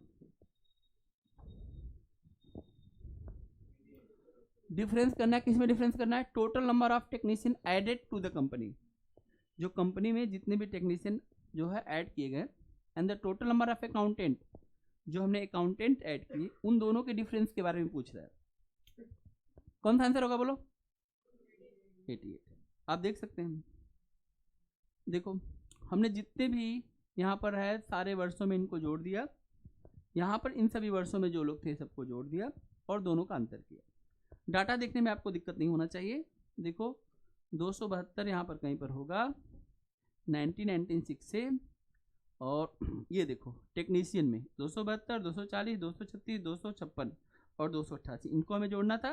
और टेक्नीशियन का किसी के साथ करना था डिफरेंस, अकाउंटेंट। अकाउंटेंट में देखो 200, 224, 248, 272 और 256, इन दोनों को, हाँ 260, इन सबको जोड़ना है और इन दोनों का अंतर करना था। सिंपल बात थी, इसमें कोई दिक्कत की बात तो नहीं थी। जो भी हमारे पास टेक्नीशियन आए हैं और जो भी हमारे पास अकाउंटेंट आए, कब से, 1996 से, इस बात का ध्यान रखना, इन दोनों का अंतर करना है। और बड़े आराम से आपने बताया कि इस क्वेश्चन का आंसर हमारा 88 आ जाएगा, जो कि आप सभी देख सकते हैं। क्वेश्चन नंबर सेकंड क्या कह रहा है, बोलिए। What are the total number of the peons working in the company, ठीक है, इन ईयर 1999 में कितने प्यून काम कर रहे हैं, कैसे पता चलेगा। पहले रुको, ऐसे नहीं पता चलेगा। देखो 99 तक जाना है, 99 यहाँ पर है, 820 है, इसमें ये आए, ये छोड़, इनको जोड़ो, इनको माइनस करो, मतलब इन सबको जोड़ते चले जाओ, इन सबको माइनस करते चले जाओ। आई बात समझ में। आइए मैं दिखाता हूँ कितना आंसर है आप लोगों का, 1192। हम इस बात को यहाँ पर और अच्छे समझते हैं। शुरुआत समय में हमने जब कंपनी ओपन की थी तो हमारे पास 820 प्यून थे, 184 आया है, 96 गया है, 152 आया, 88 गया है, 196 आया है, 80 गया है, 224 आया, 120 भाग गया। तो हमने क्या किया, इनको जोड़ दिया और इसको माइनस कर दिया और इसकी वैल्यू आ गई 1192। कोई दिक्कत है आपको इस क्वेश्चन में। अगला क्वेश्चन आप देख सकते हैं, for which of the following category the percentage increase in the number of employ working the company in 1995 to 2000 was the maximum. बताओ 95 से 2000 में कौन से ऐसे एम्प्लॉय हैं जो सबसे ज़्यादा हैं। बताओ, मैनेजर ज़्यादा हैं, टेक्नीशियन ज़्यादा हैं, ऑपरेटर ज़्यादा हैं, या अकाउंटेंट ज़्यादा हैं। इस कंपनी में सबसे ज़्यादा कौन से लोग हैं, अकाउंटेंट, मैनेजर, सबको जोड़ना पड़ेगा। वैसे मैं आपको एक बार डाटा दिखा दूं, देखो मैनेजर को एक बार देख लो एक नज़र में, टेक्नीशियन को एक बार में देख लो, ऑपरेटर्स को देख लो, अकाउंटेंट को देख लो। मेरे हिसाब से इन दोनों में से कोई एक होना चाहिए, या तो टेक्नीशियन या तो अकाउंटेंट, क्योंकि बड़ी बड़ी लोग ये बैठे हैं। बाकी तो भाई आना जाना सब चल रहा है। आए हैं 200 से प्लस ही सब में, आए हैं 200 से प्लस ही सब में, गए हैं सब में 100 से कम, गए हैं लगभग 100 से कम। क्या लग रहा है, कहीं मैनेजर तो नहीं है। मैनेजर तो नहीं हो सकता, क्योंकि इसकी वैल्यू आने वालों की जो है मैनेजर तो मुझे नहीं लग रहा है, आप लोग जैसा बताएं, क्या लग रहा है? जब तक हम लोग किसी कंक्रीट पे नहीं पहुंचेंगे तब तक आंसर नहीं देखना है, ऐसे सबका आंसर नहीं, सबका देख के खत्म ना करेगा नहीं। क्या करने वाले हैं आप लोग, जोड़ने वाले हैं या क्या?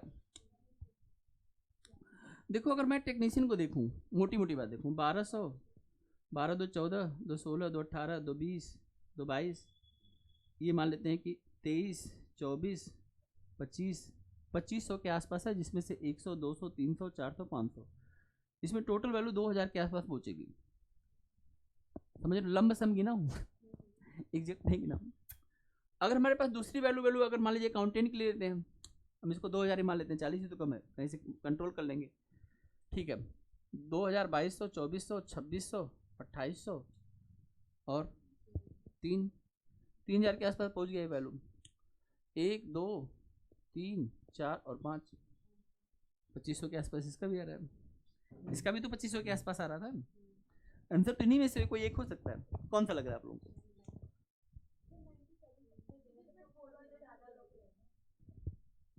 तो कौन सा हो रहा है, चूज करो, अभी देखते हैं तुम लोगों की चूजिंग पावर। बोलो किसको, मैनेजर को?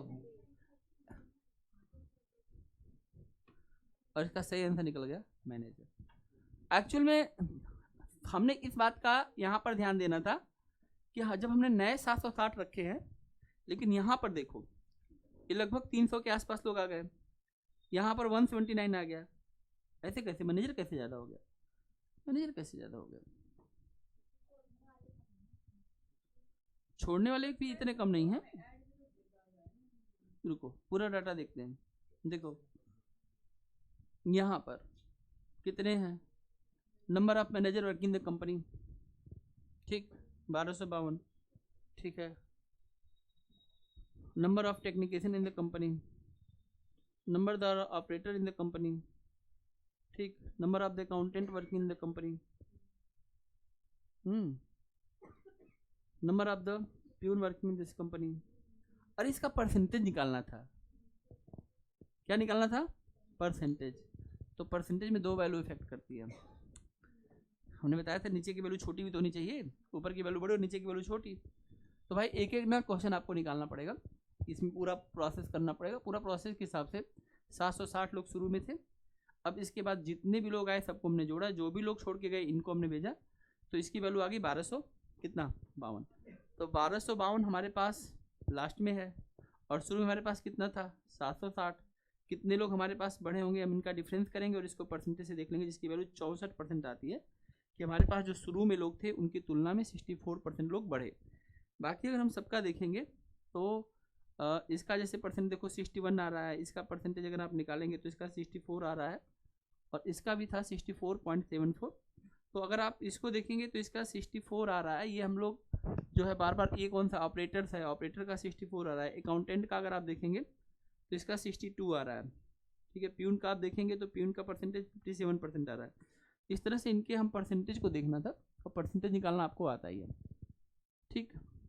लेकिन अगर हम इस वैल्यू को यहाँ पर हम लोग कैलकुलेट कर रहे थे तो ये वैल्यू 2500 के आसपास कैसे आ रही थी? हाँ तो 2500 के आसपास आएगी 1200 से, तो ठीक है ना, 50, ठीक है, कोई दिक्कत नहीं, क्वेश्चन ठीक है, ठीक। इस क्वेश्चन में आपको थोड़ा मेहनत करवाएगा क्वेश्चन, ठीक है। क्वेश्चन क्या था, मैं फिर से एक बार समझाने का प्रयास करता हूँ।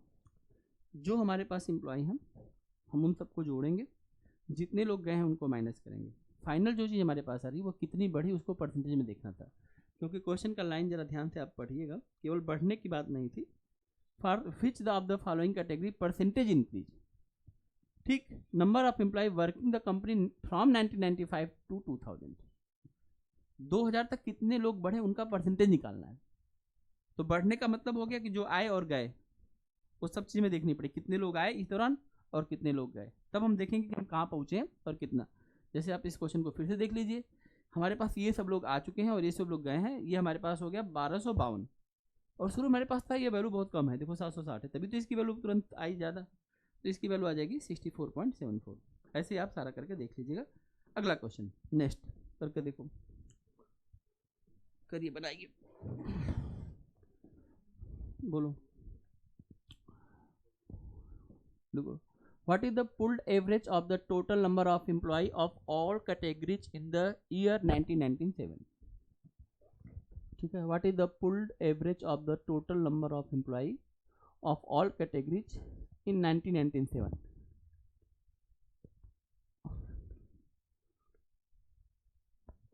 कैसे निकालोगे एवरेज? कौन सा आंसर आएगा? करके दिखाइए भाई, आप ही लोग महान हैं, बनाइए।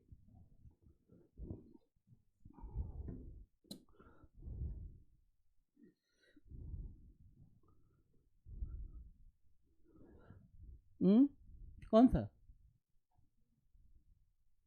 ए और बी में से कौन सा होगा? 50-50 कर दिए। ए की बी, ए कितने लोगों का हाथ उठाओ? कोई फिक्र नहीं। बी किसका हाथ उठाओ? अरे वाह, देखो सब लोगों ने सही निकाल दिया। फिर the number of employ various category working in the company, हमने देख लिए भाई, ये सब manager, a technician, a operator, a accountant, फलाना ढिमका तिमका। हमें क्या करना है? इनका एवरेज निकालना है। हमने कहा कि हम क्या सबको जोड़ा, और जोड़ने के बाद हमने क्या किया कि कुल 5 है, 5 से हमने क्या किया, भाग दे दिया। ठीक,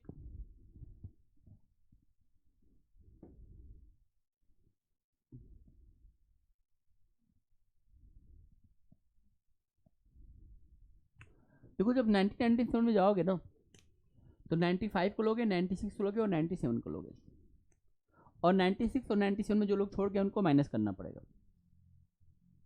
अगर आप मैनेजर देखेंगे, इसी तरह से आप टेक्नीशियन देखेंगे, तो उसमें भी सेम प्रोसेस हो जाएगा। पहले कितने थे, इन दो अर्थों में कितने गए, और इन सबको जोड़ के हमें क्या करना था, एवरेज निकालना था ना एम्प्लॉय का।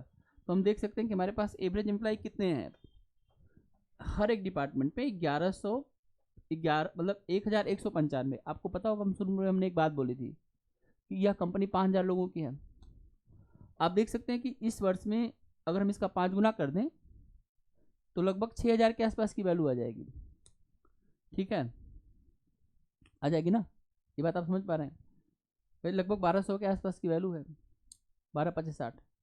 तो इस समय इस कंपनी में टोटल लगभग 6000 के आसपास की वैल्यू है, क्योंकि बढ़ी भी तो है। जो शुरू में आपके पास ये सब एम्प्लॉय थे, देखो ये सब जो हमारे पास शुरू में 760 था, वो कहाँ पहुँच गया, 1000 पहुँच गया, 1200-1400 पहुँच गया, 880 1100 पहुँच गया, 1160 1300 पहुँच गया। तो बढ़ भी तो रहे हैं। तो एवरेज हर साल इसका क्या, हर साल इसका एवरेज बढ़ता चला जाएगा। ये ऐसी कंपनी है, जैसे अभी आप देखेंगे ना, यहाँ पे आया है ना 1195, अब अगले वाले का आ जाएगा लगभग जो है 1300 के आसपास की वैल्यू फिर टच कर देगा, क्योंकि जो है एम्प्लॉय क्या हो रहे हैं, लगभग एवरेज हर डिपार्टमेंट में 100 एम्प्लॉय तो बढ़ ही रहे हैं, तो एवरेज में 100 की वृद्धि हो जाएगी। आई बात समझ में? इस तरह से हम ये देख सकते हैं।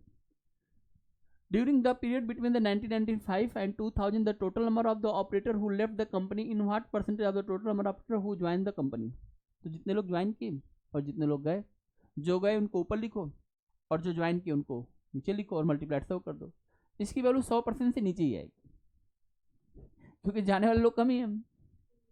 ठीक है, लगभग यहाँ पर वैल्यू दिया गया है कितना, 19%, 21%, 27% और 29%। बताओ कौन सा आंसर होगा? 20। देखो मैं ए और बी दो ऑप्शन हटा देता हूँ, तुम्हारे पास दो ऑप्शन है, सी और डी का। तुम लोग सुर में सुर मिला लेते हो बहुत आराम से, पहले बोलते हो सी, कोई नहीं बोला, चुप। पीछे 2-3 बोलते डी, हाँ सर डी ही है, कन्फर्म है कि सी नहीं है? बताओ, अब तो कन्फर्म ही हो गया, 3 ऑप्शन एलिमिनेट हो गया। देखो ध्यान समझो क्वेश्चन में क्या किया गया है। Total number of operator of left the company, जो कंपनी से भाग के गए सब लोग, वो हमारे पास 580 लोग गए, लेकिन जो हमारे पास आए वो कितने आए, 2024 लोग आए। तो जो गए हैं और जो आए हैं उनका परसेंटेज, अब परसेंटेज तो आप लोग पढ़ ही चुके हैं, हम जिसके बारे में कंसिडर करते हैं उसको ऊपर लिखेंगे, नीचे टोटल रखेंगे और मल्टीप्लाइड किससे कर देंगे, 100 से। आप यहाँ पर देख सकते हैं सभी लोग, इसकी वैल्यू 28.66 आ रही है। ऑप्शन में कहीं 28.66 तो है नहीं, तो हम उसको अप्रॉक्सीमेट में क्या कर देंगे, 29%। तो बोलो टेबल आपको समझ में आ गया? अब इसमें केवल एक चीज़ आपको और पढ़ना है, जिसको हम बोलते हैं बार ग्राफ। तो बार ग्राफ एक बार देख लेते हैं। तो हमारा पूरा डी का मतलब होता है डाटा इंटरप्रिटेशन, प्रियांशु भाई। और आप देखेंगे उसमें कुल 4 बातें होती हैं। कौन सी 4 बातें होती हैं? पहली बात होती है, जो फर्स्ट चीज़ होती है वह होती है पाई चार्ट। दूसरा जो होता है वह होता है लाइन ग्राफ, तीसरा जो आप अभी पढ़ रहे थे टेबल होता है, और चौथी जो बात होती है जो अभी आपको पढ़ाने वाला हूँ, आइए उस पर चलते हैं। ये सब क्या कठिन थे? हाँ?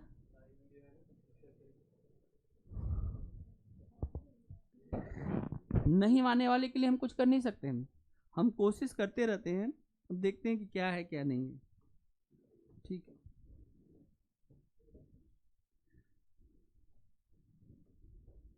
मिल जाएगा, टेंशन मत लो।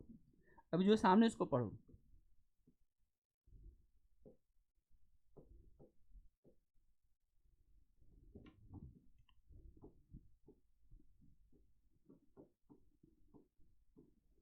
बार ग्राफ, बार ग्राफ पर हम लोग बात करने वाले हैं।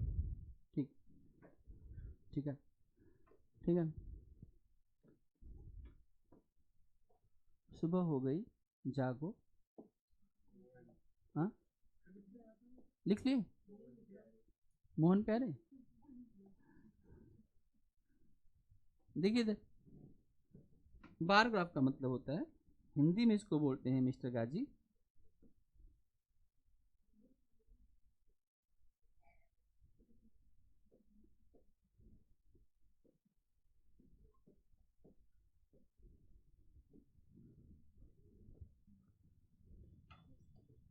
ठीक। आइए समझाते हैं। ज़्यादातर मामलों में जब हम दो तीन चीज़ों को कंपेयर करते होते हैं, जैसे अपलाइन ग्राफ में भी दो तीन चीज़ों को कंपेयर कर रहे थे, ऐसे ही जब हम दंड चित्र की बात करते हैं या हम बार ग्राफ की बात करते हैं, अब आप बार ग्राफ को आसानी समझ सकते हैं। मान लीजिए मैं यहाँ पर आपके लिए ये इस तरह से एक डाटा बनाता हूँ और आप इसको बड़े आराम से देख सकते हैं, ठीक है, और ऐसे देख सकते हैं। जरा आप ध्यान से देखिएगा, ये हमारे पास ए है, ये हमारे पास बी है, और ये हमारे पास सी है। ए बी सी को आप देखिए। अब ये चीज़ें ऐसी हैं कि इसमें डाटा भी पढ़ने की जरूरत नहीं है। अगर हम पूछेंगे सबसे ज़्यादा वैल्यू किस कंपनी की है, तुरंत बता सकते हैं, और सबसे कम वैल्यू किसकी है, जी, और कौन सी वैल्यू जो इनके बीच में चल रही है भी, आ गया। ऐसे हम अलग अलग ईयर में, ये पहला ईयर, दूसरा ईयर, तीसरा ईयर, अलग अलग ईयर में हम इसको देख सकते हैं। इसमें हम एक दंड चित्र यानी एक बार ग्राफ, दो, तीन या और बहुत सारी चीज़ों को हम इसमें देख सकते हैं। ठीक है, डाटा इंटरप्रेशन की ये चौथी बात है, जो हमें डाटा को समझने और उससे रिलेटेड क्वेश्चन तो आपको पता है ये कैसे बनता है, क्वेश्चन तो आप वर्क कर रहे हैं, तो वही सारे क्वेश्चन यहाँ भी बनेंगे। क्वेश्चन कोई नया नहीं बनाएंगे, परसेंटेज में वैल्यू पूछेंगे, एवरेज में बोलेंगे, रेशियो में बोलेंगे, डाटा की समझ आप समझिए। ठीक, बेसिकली इन्हीं सब दंड चित्र से ही जो है लाइन ग्राफ का जनरेशन किया गया था। दंड चित्र पहले आया है और लाइन ग्राफ बाद में आया है। जरा इस बात को मैं आपको समझाऊं, जैसे आप इस बात को समझने के लिए आप एक छोटा सा काम कर सकते हैं। क्या काम कर सकते हैं आप लोग, देखिए मैं बता रहा हूँ आपको। आप एक छोटा सा काम कर सकते हैं और मैं आपको समझा रहा हूँ, देखिए ज़रा ध्यान से देखिए, समझिए। जैसे मान लीजिए हमारे सामने यहाँ पर हमने कुछ यहाँ पे ऐसे, कुछ ऐसे अलग अलग वर्षों में हमने कुछ जो है यहाँ पर जो है बार ग्राफ बना रखे हैं, और हम एक काम करते हैं। क्या काम करते हैं, जरा ध्यान समझना है, ठीक है प्रियांशु जी।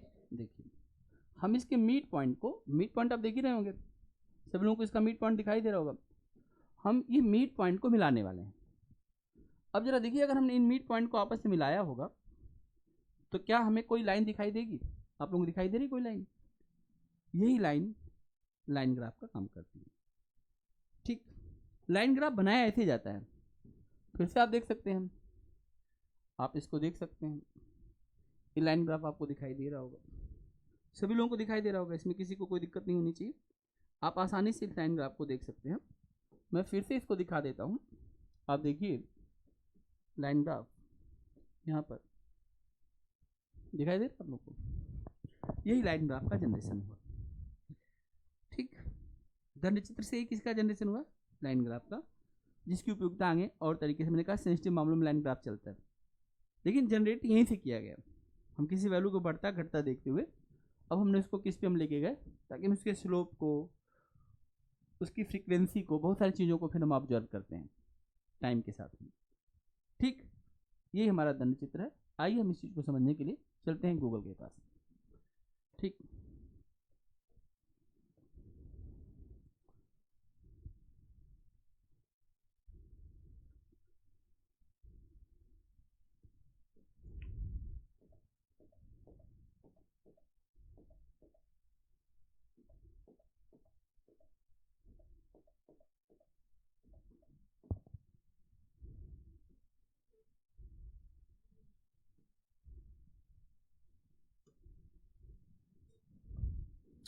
अब आपके सामने आप देख सकते हैं कि बार ग्राफ है। इस बात को और अच्छे से देखने के लिए हम एक छोटा सा और प्रयास करते हैं, ताकि आपको एक ग्राफ अच्छे समझ में आए और आप लोगों की बेहतर समझ ग्राफ के प्रति डेवलप हो। एक बार इस ग्राफ से आप लोग बात करिए, इसको देखिए और पूछिए कि ये आपसे क्या कहना चाहता है।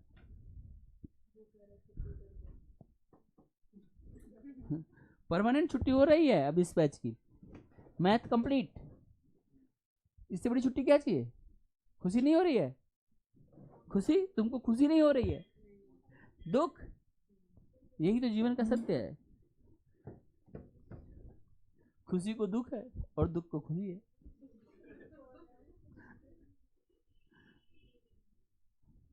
हो गया, समझ में आ गया?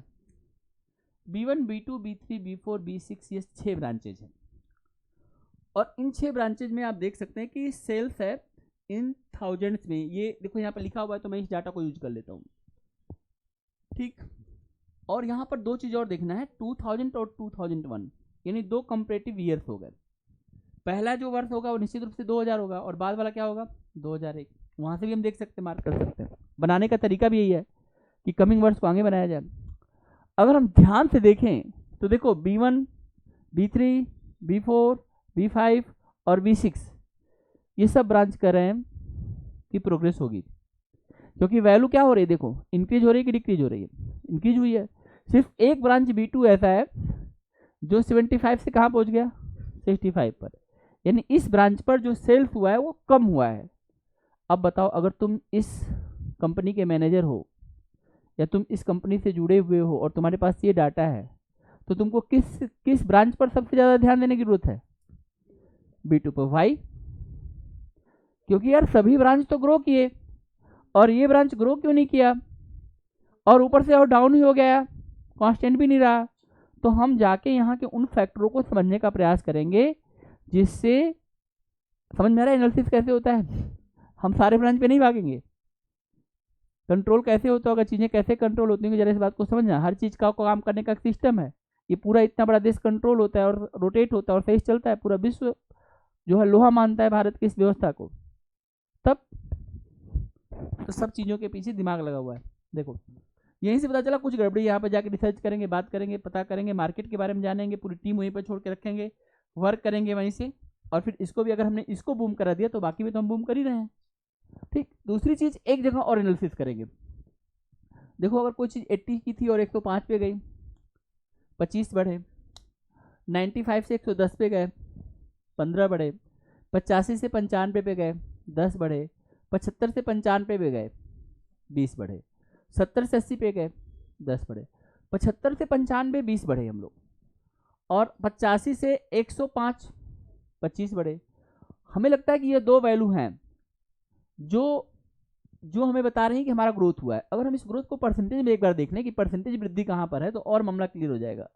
25 बटे में 80 गुना में 100 कर लो, 100 से कटाएंगे नीचे वाला 4, ऊपर वाले में 5, 25 इंटू 5 125, 125 को 4 से भाग देना, 31.समथिंग% की वैल्यू यहाँ पर आपको दिखाई देगी। और इसी बात को अगर हम यहाँ से देखें 75 से 20 बढ़ा, तो 20 बटे 75 और इंटू 100 कटाएंगे, नीचे 75 होगा, ऊपर 100 होगा, 25 यहाँ 3/4 आ जाएगा। 20 चौका 80, 20 चौका 80, 80/3। जरा 80 में 3 का भाग देना, तो 3 दूना के 6, 26। मुझे लगता है कि जो वृद्धि डेवलप सबसे ज़्यादा परसेंटेज की है वो B1 ब्रांच में हुई है। B1 ब्रांच में सबसे ज़्यादा परसेंटेज में वृद्धि हुई है, नंबर्स में वृद्धि हुई है। नंबर्स में इसका 105 है और परसेंटेज में इसकी वैल्यू 31 के आसपास आ रही है। तो मेरे पास रिसर्च करने का मेरा दूसरा ब्रांच क्या मिलेगा? B1। तो इसका मतलब मैं इन दोनों ब्रांच पे रिसर्च कर डालूंगा। क्या रिसर्च करूंगा? रिसर्च ये करूंगा कि B1 में ज़्यादा कैसे बढ़ रही है, डिमांड यहाँ पर ज़्यादा क्यों है, किन रीजन्स की वजह से B1 में ज़्यादा है और किन रीजन की वजह से B2 कम है। और तब मैं बन जाऊंगा एक एनालिस्ट, यानी मेरे मुंह खोलते ही कंपनी को बहुत ज़्यादा प्रॉफिट होने वाला है। आई बात समझ में? और कंपनी फिर मेरी पूजा करेगी, आइए सर आइए, क्योंकि उसे पता है कंपनी चला रहे हैं हम, लेकिन कंट्रोल कौन कर रहा है? एनालिस्ट कंट्रोल कर रहा है। मैं उसको 2 बातें बताऊंगा और उसकी बिक्री यहाँ पे बढ़ जाएगी, और वो 2 बातें बताऊंगा, हर ब्रांच में उसकी बिक्री बढ़वा दूंगा, क्योंकि कंपनी तो चला रहा है, लेकिन एनालिसिस किसने किया उस बारे में? कोई भी कर सकता है। समझ में आई बात? तो तुम्हारे पास, अगर तुमने मैथ को अच्छा करना चाहते हो तो तुम दुनिया भर की कंपनी के एक दिन के लिए मालिक बनो और कंपनी को एनालिसिस करो, कंपनी में घाटा हो रहा है, फायदा हो रहा है, क्यों हो रहा है, फिर देखो एक दिन तुम्हारे पास एक कंपनी अपनी खुद की होगी। समझ में आई बात? समझ में आ रही बात? पैसा अगर कहीं है ना बेटा, तो बिजनेस और कंपनी में ही पैसा है, और पैसा कहीं नहीं है। जॉब अप करके तुम अपनी ठीक ठाक जिंदगी जी लोगे, और अब तुम लोग इतने काबिल हो कि जॉब पा ही लोगे। जॉब क्या है, बड़ी बात तो नहीं है। 6 महीने 100% मांगता है जॉब, या फिर 5 साल धीरे धीरे, दोनों तरीका तुम्हारे पास में है। ज़्यादा से साल भर कर लो, निकल जाओ चुपचाप पढ़ के। ठीक, एनालिसिस करना आ गया डाटा का। अब तुम्हें बताया ना, हमने पूरा कंपनी के बारे में समझ लिया। मैंने सिर्फ आपके सामने एक रेंडमली डाटा उठाया, और हमने उस डाटा को, मुझे नहीं पता कि क्या है, क्वेश्चन क्या पूछ रहा है, लेकिन डाटा मेरे हाथ में है कि नहीं है, ये बात आपको समझ में आया कि नहीं आया?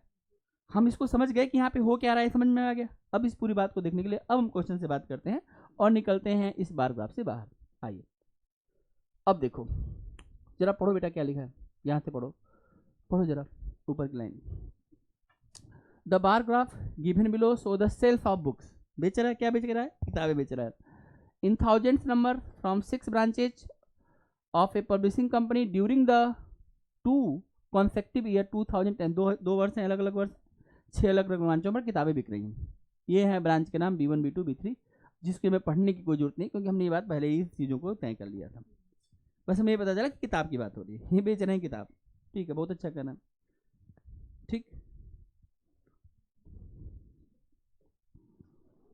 अरे बस समझ, आप देखते होंगे यहाँ पे कुछ किताब वाले लोग मेरे को भी खोजते हुए आते हैं, मैं उनको 2-4 टिप्स बताता हूँ, 2-4 बातें बताता हूँ बुक्स में और क्या होना चाहिए क्या नहीं होना चाहिए, और बुक में क्या इंप्रूवमेंट कर सकते हैं। नहीं तो आप देखिए जो है, बाहर कोई बोर्ड भी नहीं लगाए हैं, एक रूम के अंदर पढ़ रहे हैं, और बड़े बड़े अच्छे अच्छे पब्लिशर मुझे खोजते हुए आते हैं।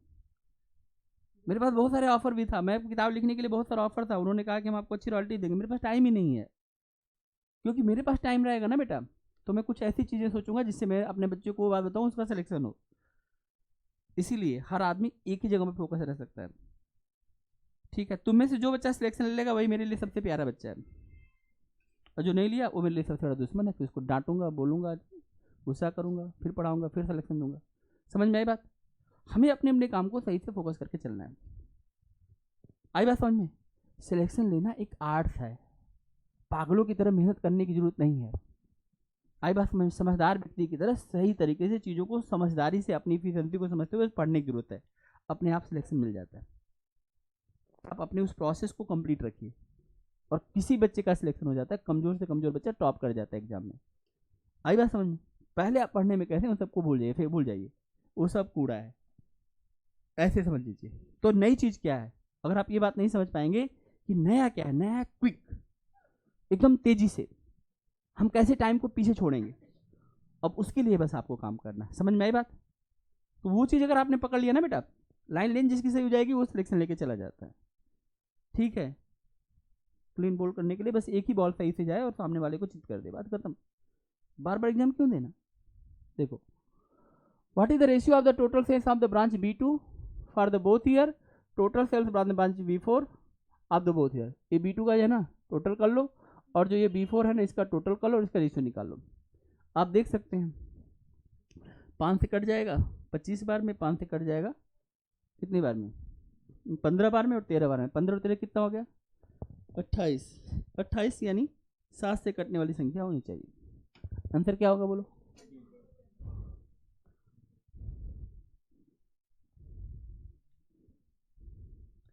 ना मैंने ब्रांच B2 को जोड़ा, ना मैंने ब्रांच B4 को जोड़ा, मैंने एक कॉमन सी बात देखी और फट से हमने एक टेक्निकल बात पकड़ी और हम आंसर तक पहुंच गए। आप समझ रहे हैं, ये जो मैं काम कर रहा हूँ बस इसी बात के लिए आप मेरे पास बैठे हुए हैं। नहीं तो सबको पता है इसमें क्या रेशियो निकालने में क्या करना है। B2 और कौन सा पूछा है, B2 और B4 को जोड़ के हमें क्या करना है, रेशियो निकालना है। मैं आपको बताऊँ, आप यहाँ पर देख सकते हैं B2 है, आप यहाँ देख सकते हैं यहाँ पर B4 है। मैं एक चीज़ देख रहा हूँ कि दोनों नंबर 5 से कटने वाले हैं, तो बाद में 5 से कट ही जाएगा।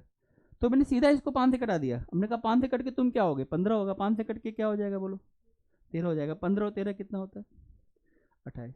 नीचे वाली संख्या ऐसी होगी जो 28 जो है 28 आ रही है वो नीचे वाली वैल्यू से जरूर कटेगी। 28 किससे कट सकता है, जरा मोटी मोटी बात समझिए। वैसे तो 4 7 से भी कट 2 से भी कट जाएगा, 3 से नहीं कटेगा, 4 से भी कट जाएगा और 7 से भी कटेगा। लेकिन मैं जानता हूँ कि 28 के सभी फैक्टर तो कर सकते हैं इजीली से, लेकिन 28 में जो 7 वाला जो फैक्टर है वो इंपॉर्टेंट फैक्टर है, क्योंकि सामने वाला 7 से कटेगा कि नहीं कटेगा इसकी बहुत गारंटी नहीं है। और मेरा इतना तगड़ा अनुमान है कि मुझे पता है कि ये वाला आंसर होगा, मैंने खट से ट्रिक कर दिया। ये बात आपके अंदर कॉन्फिडेंस कैसे डेवलप होगा ये आप सोचिए, खुद सोचिए कि कैसे हो सकता है। पूरी बात को समझते हैं। अगर हम पूरी बात मान लीजिए 5 कॉमन लेके भी कटाएंगे तो हमें पता है यार ये वाली जो वैल्यू है ना ये 15 आ चुकी होगी, ये वैल्यू 19 की होगी। 15 और 19 को आप जोड़िए, 15 और 19 को कितना हो जाएगा 34। अब इधर की वैल्यू 28, इधर की वैल्यू 34। कटाई किसे कटेगा, किसे कटेगा, सही से किए हैं कि नहीं किए हैं। B4 ही तो था, सॉरी B4 था ना, B4 का था, B2 और B4 का। तो इधर वाली वैल्यू 19 और इधर वाली वैल्यू 17, 17 5 85। 19 17 को जोड़िए, 19 और 17 को जोड़िए, अरे 36 हो गया यार, क्या कर रहे हो, 36 हो जाएगा। उधर 28 उधर 36, 4 से कट जाएगा, 4 से 28 और 9 चौका 36। लेकिन मैं इस प्रोसेस तक गया ही नहीं, ठीक। और मैं इस बात को समझ गया कि यही वाला आंसर होगा और आसानी से हमने आपके सामने देखी क्वेश्चन को देखते हमने टिक कर दिया। क्वेश्चन में क्या था, दोनों को जोड़िए, दोनों को जोड़िए, रेशियो निकाल लीजिए कटा करके। आई बात समझ। अब आप अगले क्वेश्चन का जवाब तेजी से मुझे देंगे। क्वेश्चन नंबर 2 का जवाब निकाल लिया।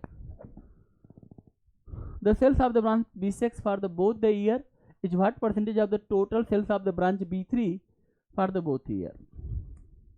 और देखो ऑप्शन सब नियर क्लोज वैल्यू दिया है, निकालो B6 का और B3 का। ठीक है, B6 का टोटल कर लो, देखो B6 का और B3 का टोटल कर लो। B3 वाली वैल्यू ज़्यादा है इसलिए परसेंटेज वैल्यू 100 से कम आएगी। अगर उनको जोड़ोगे तो इसकी वैल्यू हो जाएगी 150, अगर इनको जोड़ोगे तो इसकी वैल्यू हो जाएगी 205। तो 150 बटे में, रुको, 105 बटे में, सॉरी 150 बटे में 205 और गुना में क्या होगा 100। 100 से अगर मैं 200 को कटाऊंगा 2 बार में कट जाएगा। 150 को अगर मैं 2 बार में कटाऊंगा तो 75 में कट जाएगा। लेकिन नीचे की वैल्यू बड़ी है तो इसकी वैल्यू 75 से थोड़ी छोटी आनी चाहिए। ऑप्शन की तरफ बढ़ते हैं। अब बताओ 75 से बड़ी तो हो नहीं सकती। अब देखो 75 से बड़ी तो हो नहीं सकती क्योंकि नीचे पूरा 200 नहीं था, 205 था, लेकिन हमने 100 से कटा दिया 2 बार में। मेंटल कैलकुलेशन नहीं कहते हैं, हमने अगर 2 बार में कटा दिया तो नीचे 200 आ गया और 2 से अब वहाँ 0 कट गया 2, तो 2 से आधा ही करेंगे, 150 का आधा होता है 75, तो 75 तो आ रहा है। लेकिन 75 से ये वैल्यू क्या आनी चाहिए, क्योंकि नीचे की वैल्यू बड़ी होगी तो ऊपर की वैल्यू कम हो जाएगी। तो 75 से ज़्यादा तो हो नहीं सकती और थोड़ा बहुत ही कम होनी चाहिए। एक ही वैल्यू है जो हमें ऑप्शन तक पहुँचा रहा है।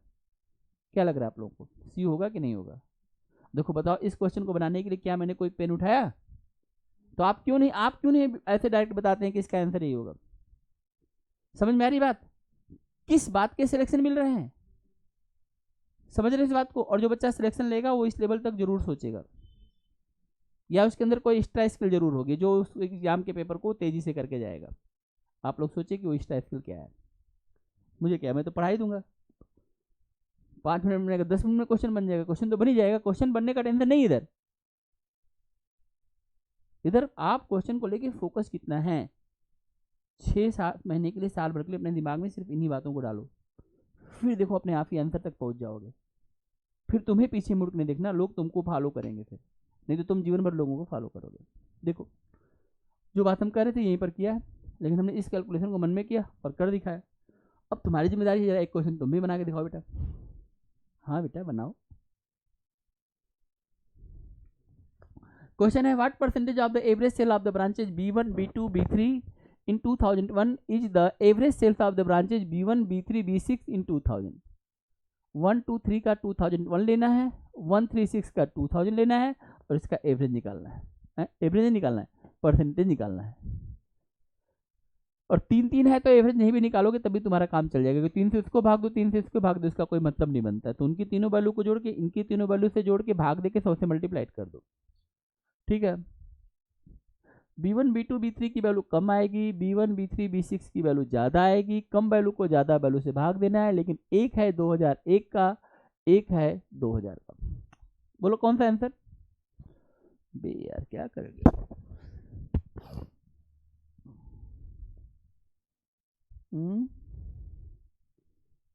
क्या जैसा आप लोग कहें जो चीज़ें।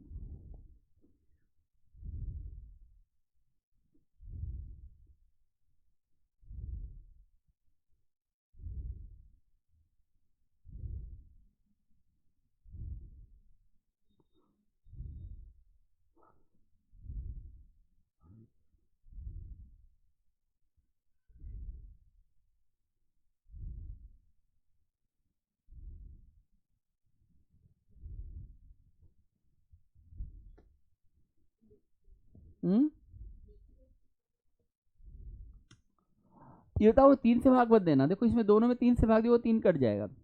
आपने सीधा लिखो 245 बटे में 280 गुना में 100 कर देना। तीनों ब्रांचेज के पहले 2001 का लो और फिर 2000 का लो, अलग अलग ब्रांचेज हैं उनके टोटल को करोगे बेटा। ये 245 280 क्योंकि एवरेज दोनों जगह यूज किया गया, तो फिर 3 से 3 कट जाएगा, तो इसकी जरूरत हमें नहीं थी। बस इसको सॉल्व करिए और आंसर तक पहुंच जाइए। चलिए एक और क्वेश्चन करिए। What is the average sales of the branch in 1000 numbers for the year 2000? बताओ what is the average sales of all branches, यानी 2000 में हम सभी 6 ब्रांचेज को जोड़ेंगे और 6 से भाग दे देंगे। बताइए कितना आंसर आएगा? हाँ कितना? 80 जोड़ोगे ना बेटा तो 480 आएगा। इधर देखो कहाँ गया, जोड़ो इनको और जोड़ के 6 से भाग दो, कितना आ रहा है जोड़ के देखो। मेरे कहे पे मत चलो पुष्कर जी, अपना दिमाग लगाना है, मैं तो आंसर देख के भी तो बोल दूंगा। हाँ 480, 480 को 6 से भाग देना। 2000 के सभी देखो 2000 में सबको जोड़ो, एक जगह 80 मिलेगा, एक जगह 75 95 80 सबको जोड़ो। एवरेज कैसे निकालते हैं?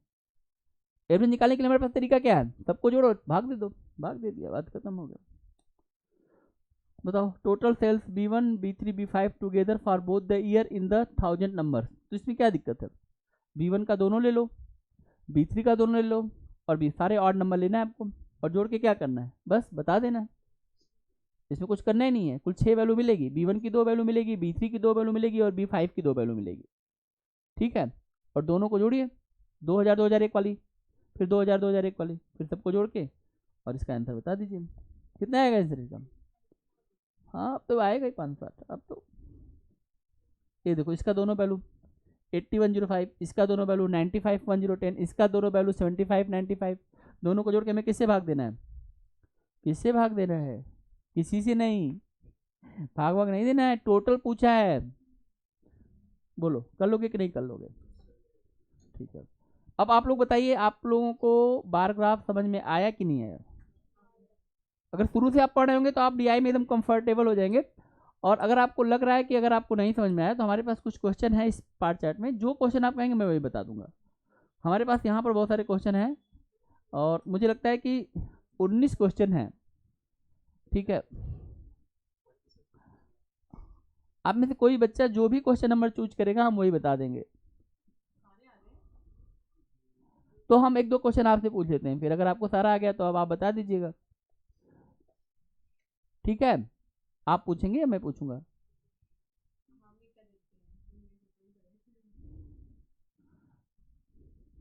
बड़ा बुद्धि लगाते तुम। पहले तो मैंने कहा कि पूछ लो, नहीं सर कुछ नहीं पूछना, सब ठीक चल रहा है। तो मैंने कहा ठीक है मैं ही पूछ लेता हूँ, देख लूँ ठीक चल रहा है कि नहीं चल रहा है। नहीं नहीं सर पहला वाले ऑप्शन से था, एक आप कोई बता दीजिए आप ही। गजब का दिमाग लगाते हो। जब तुम मेरे साथ ही दिमाग लगाते हो कि तुमको पढ़ना ना पड़े, तुम घर पे कौन सा पढ़ लेते होगे।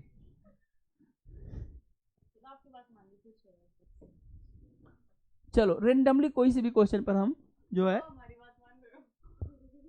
रेंडमली हम किसी भी क्वेश्चन को चूज कर लेते हैं। अब ये कौन बताएगा, तुम लोग बताओगे कि हम बताएंगे। हो गया ना, आ जाओ क्वेश्चन नंबर 16 पे पहुंच गए।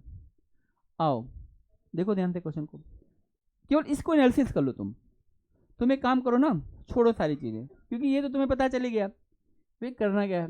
इतना तुम समझ गए कि यार इसमें जो है ना बेटा, हम इन क्वेश्चनों में वही परसेंटेज, वही रेशियो, वही एवरेज, वही टोटल, बस एक इस डाटा को एनालिसिस करके मुझे बताओ कि तुम इस डाटा के बारे में क्या करते हो। कौन बताएगा इस डाटा के बारे में। सिर्फ हम इतनी बात देखते हैं। कुछ कंपनियों के नाम है, इन कंपनी का नाम सुना है आप लोगों ने। होंडा कंपनी का नाम सुना है आप लोगों ने। जीएम कौन सी कंपनी है, जीएम कंपनी कौन सी है। मारुति सुना होगा, ठीक है। हुंडई सुना होगा।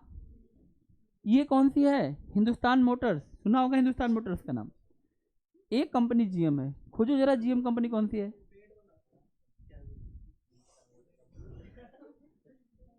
बोलो जीएम कंपनी, डालो तो सही, पता तो चले कि जीएम कंपनी है कौन सी।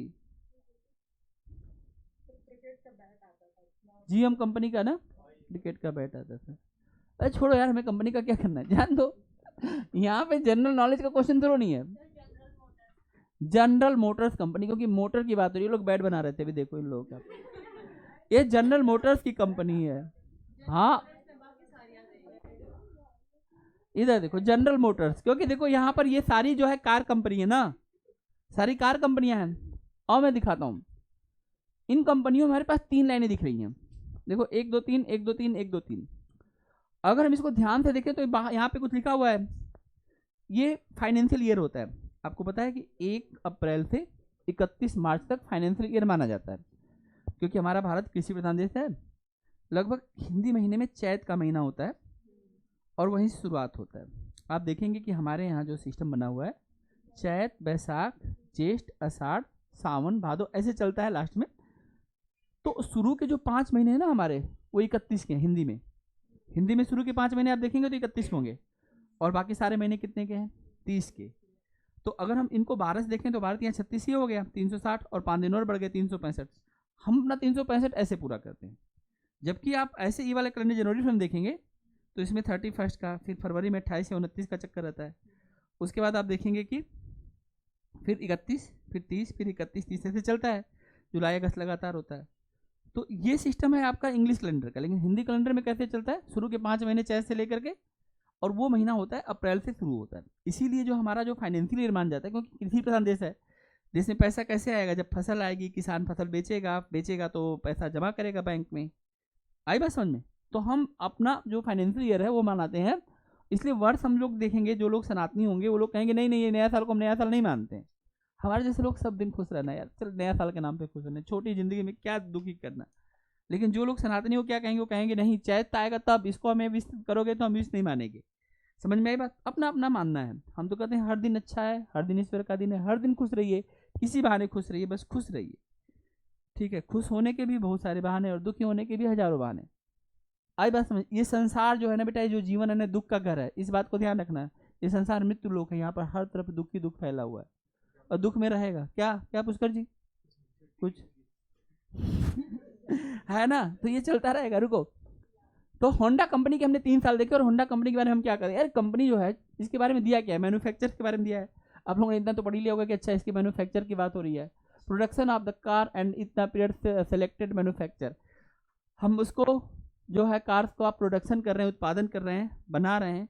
अब देखिए अगर हम होंडा कार के बारे में बोले तो इसका ग्राफ जरा देख के देखो, कैसा ग्राफ है। केवल इसी कंपनी को देखो कैसा ग्राफ है, इंक्रीज का। जरा इनका देखो भैया, इनका जीएम वालों का नाम तुम नहीं जानते हो ना। ये देखो यहाँ पे आके मामला सेचुरेट कर गया, यानी अगले वर्ष में काम ठीक से नहीं कर पा रहे, ये देखो। और ये इन भाई साहब का जरा देखो, ये भाई साहब के साथ में हो क्या रहा है। ये भाई साहब डाउन हुए, एनालिसिस किया होगा फिर, लेकिन अभी भी ये नीचे चल रहे हैं। ये देखो इन भाई साहब का, टन टन टन टन। इसमें सबसे अच्छी कंपनी तुमको कौन सी लगी? होंडा। नाम मार्केट में होंडा का ठीक ठाक है कि नहीं? आई बात समझ में? कैसे हम कंपनी का एनालिसिस करते हैं? समझो एक बार जब कोई ट्रेंड बनाता है ना बेटा, तो आगे उसका ट्रेंड बनता चला जाएगा। एक बार कोई इस तरह के ट्रेंड में फंस गया ना बेटा, तो ट्यूं ट्यूं होता रहेगा।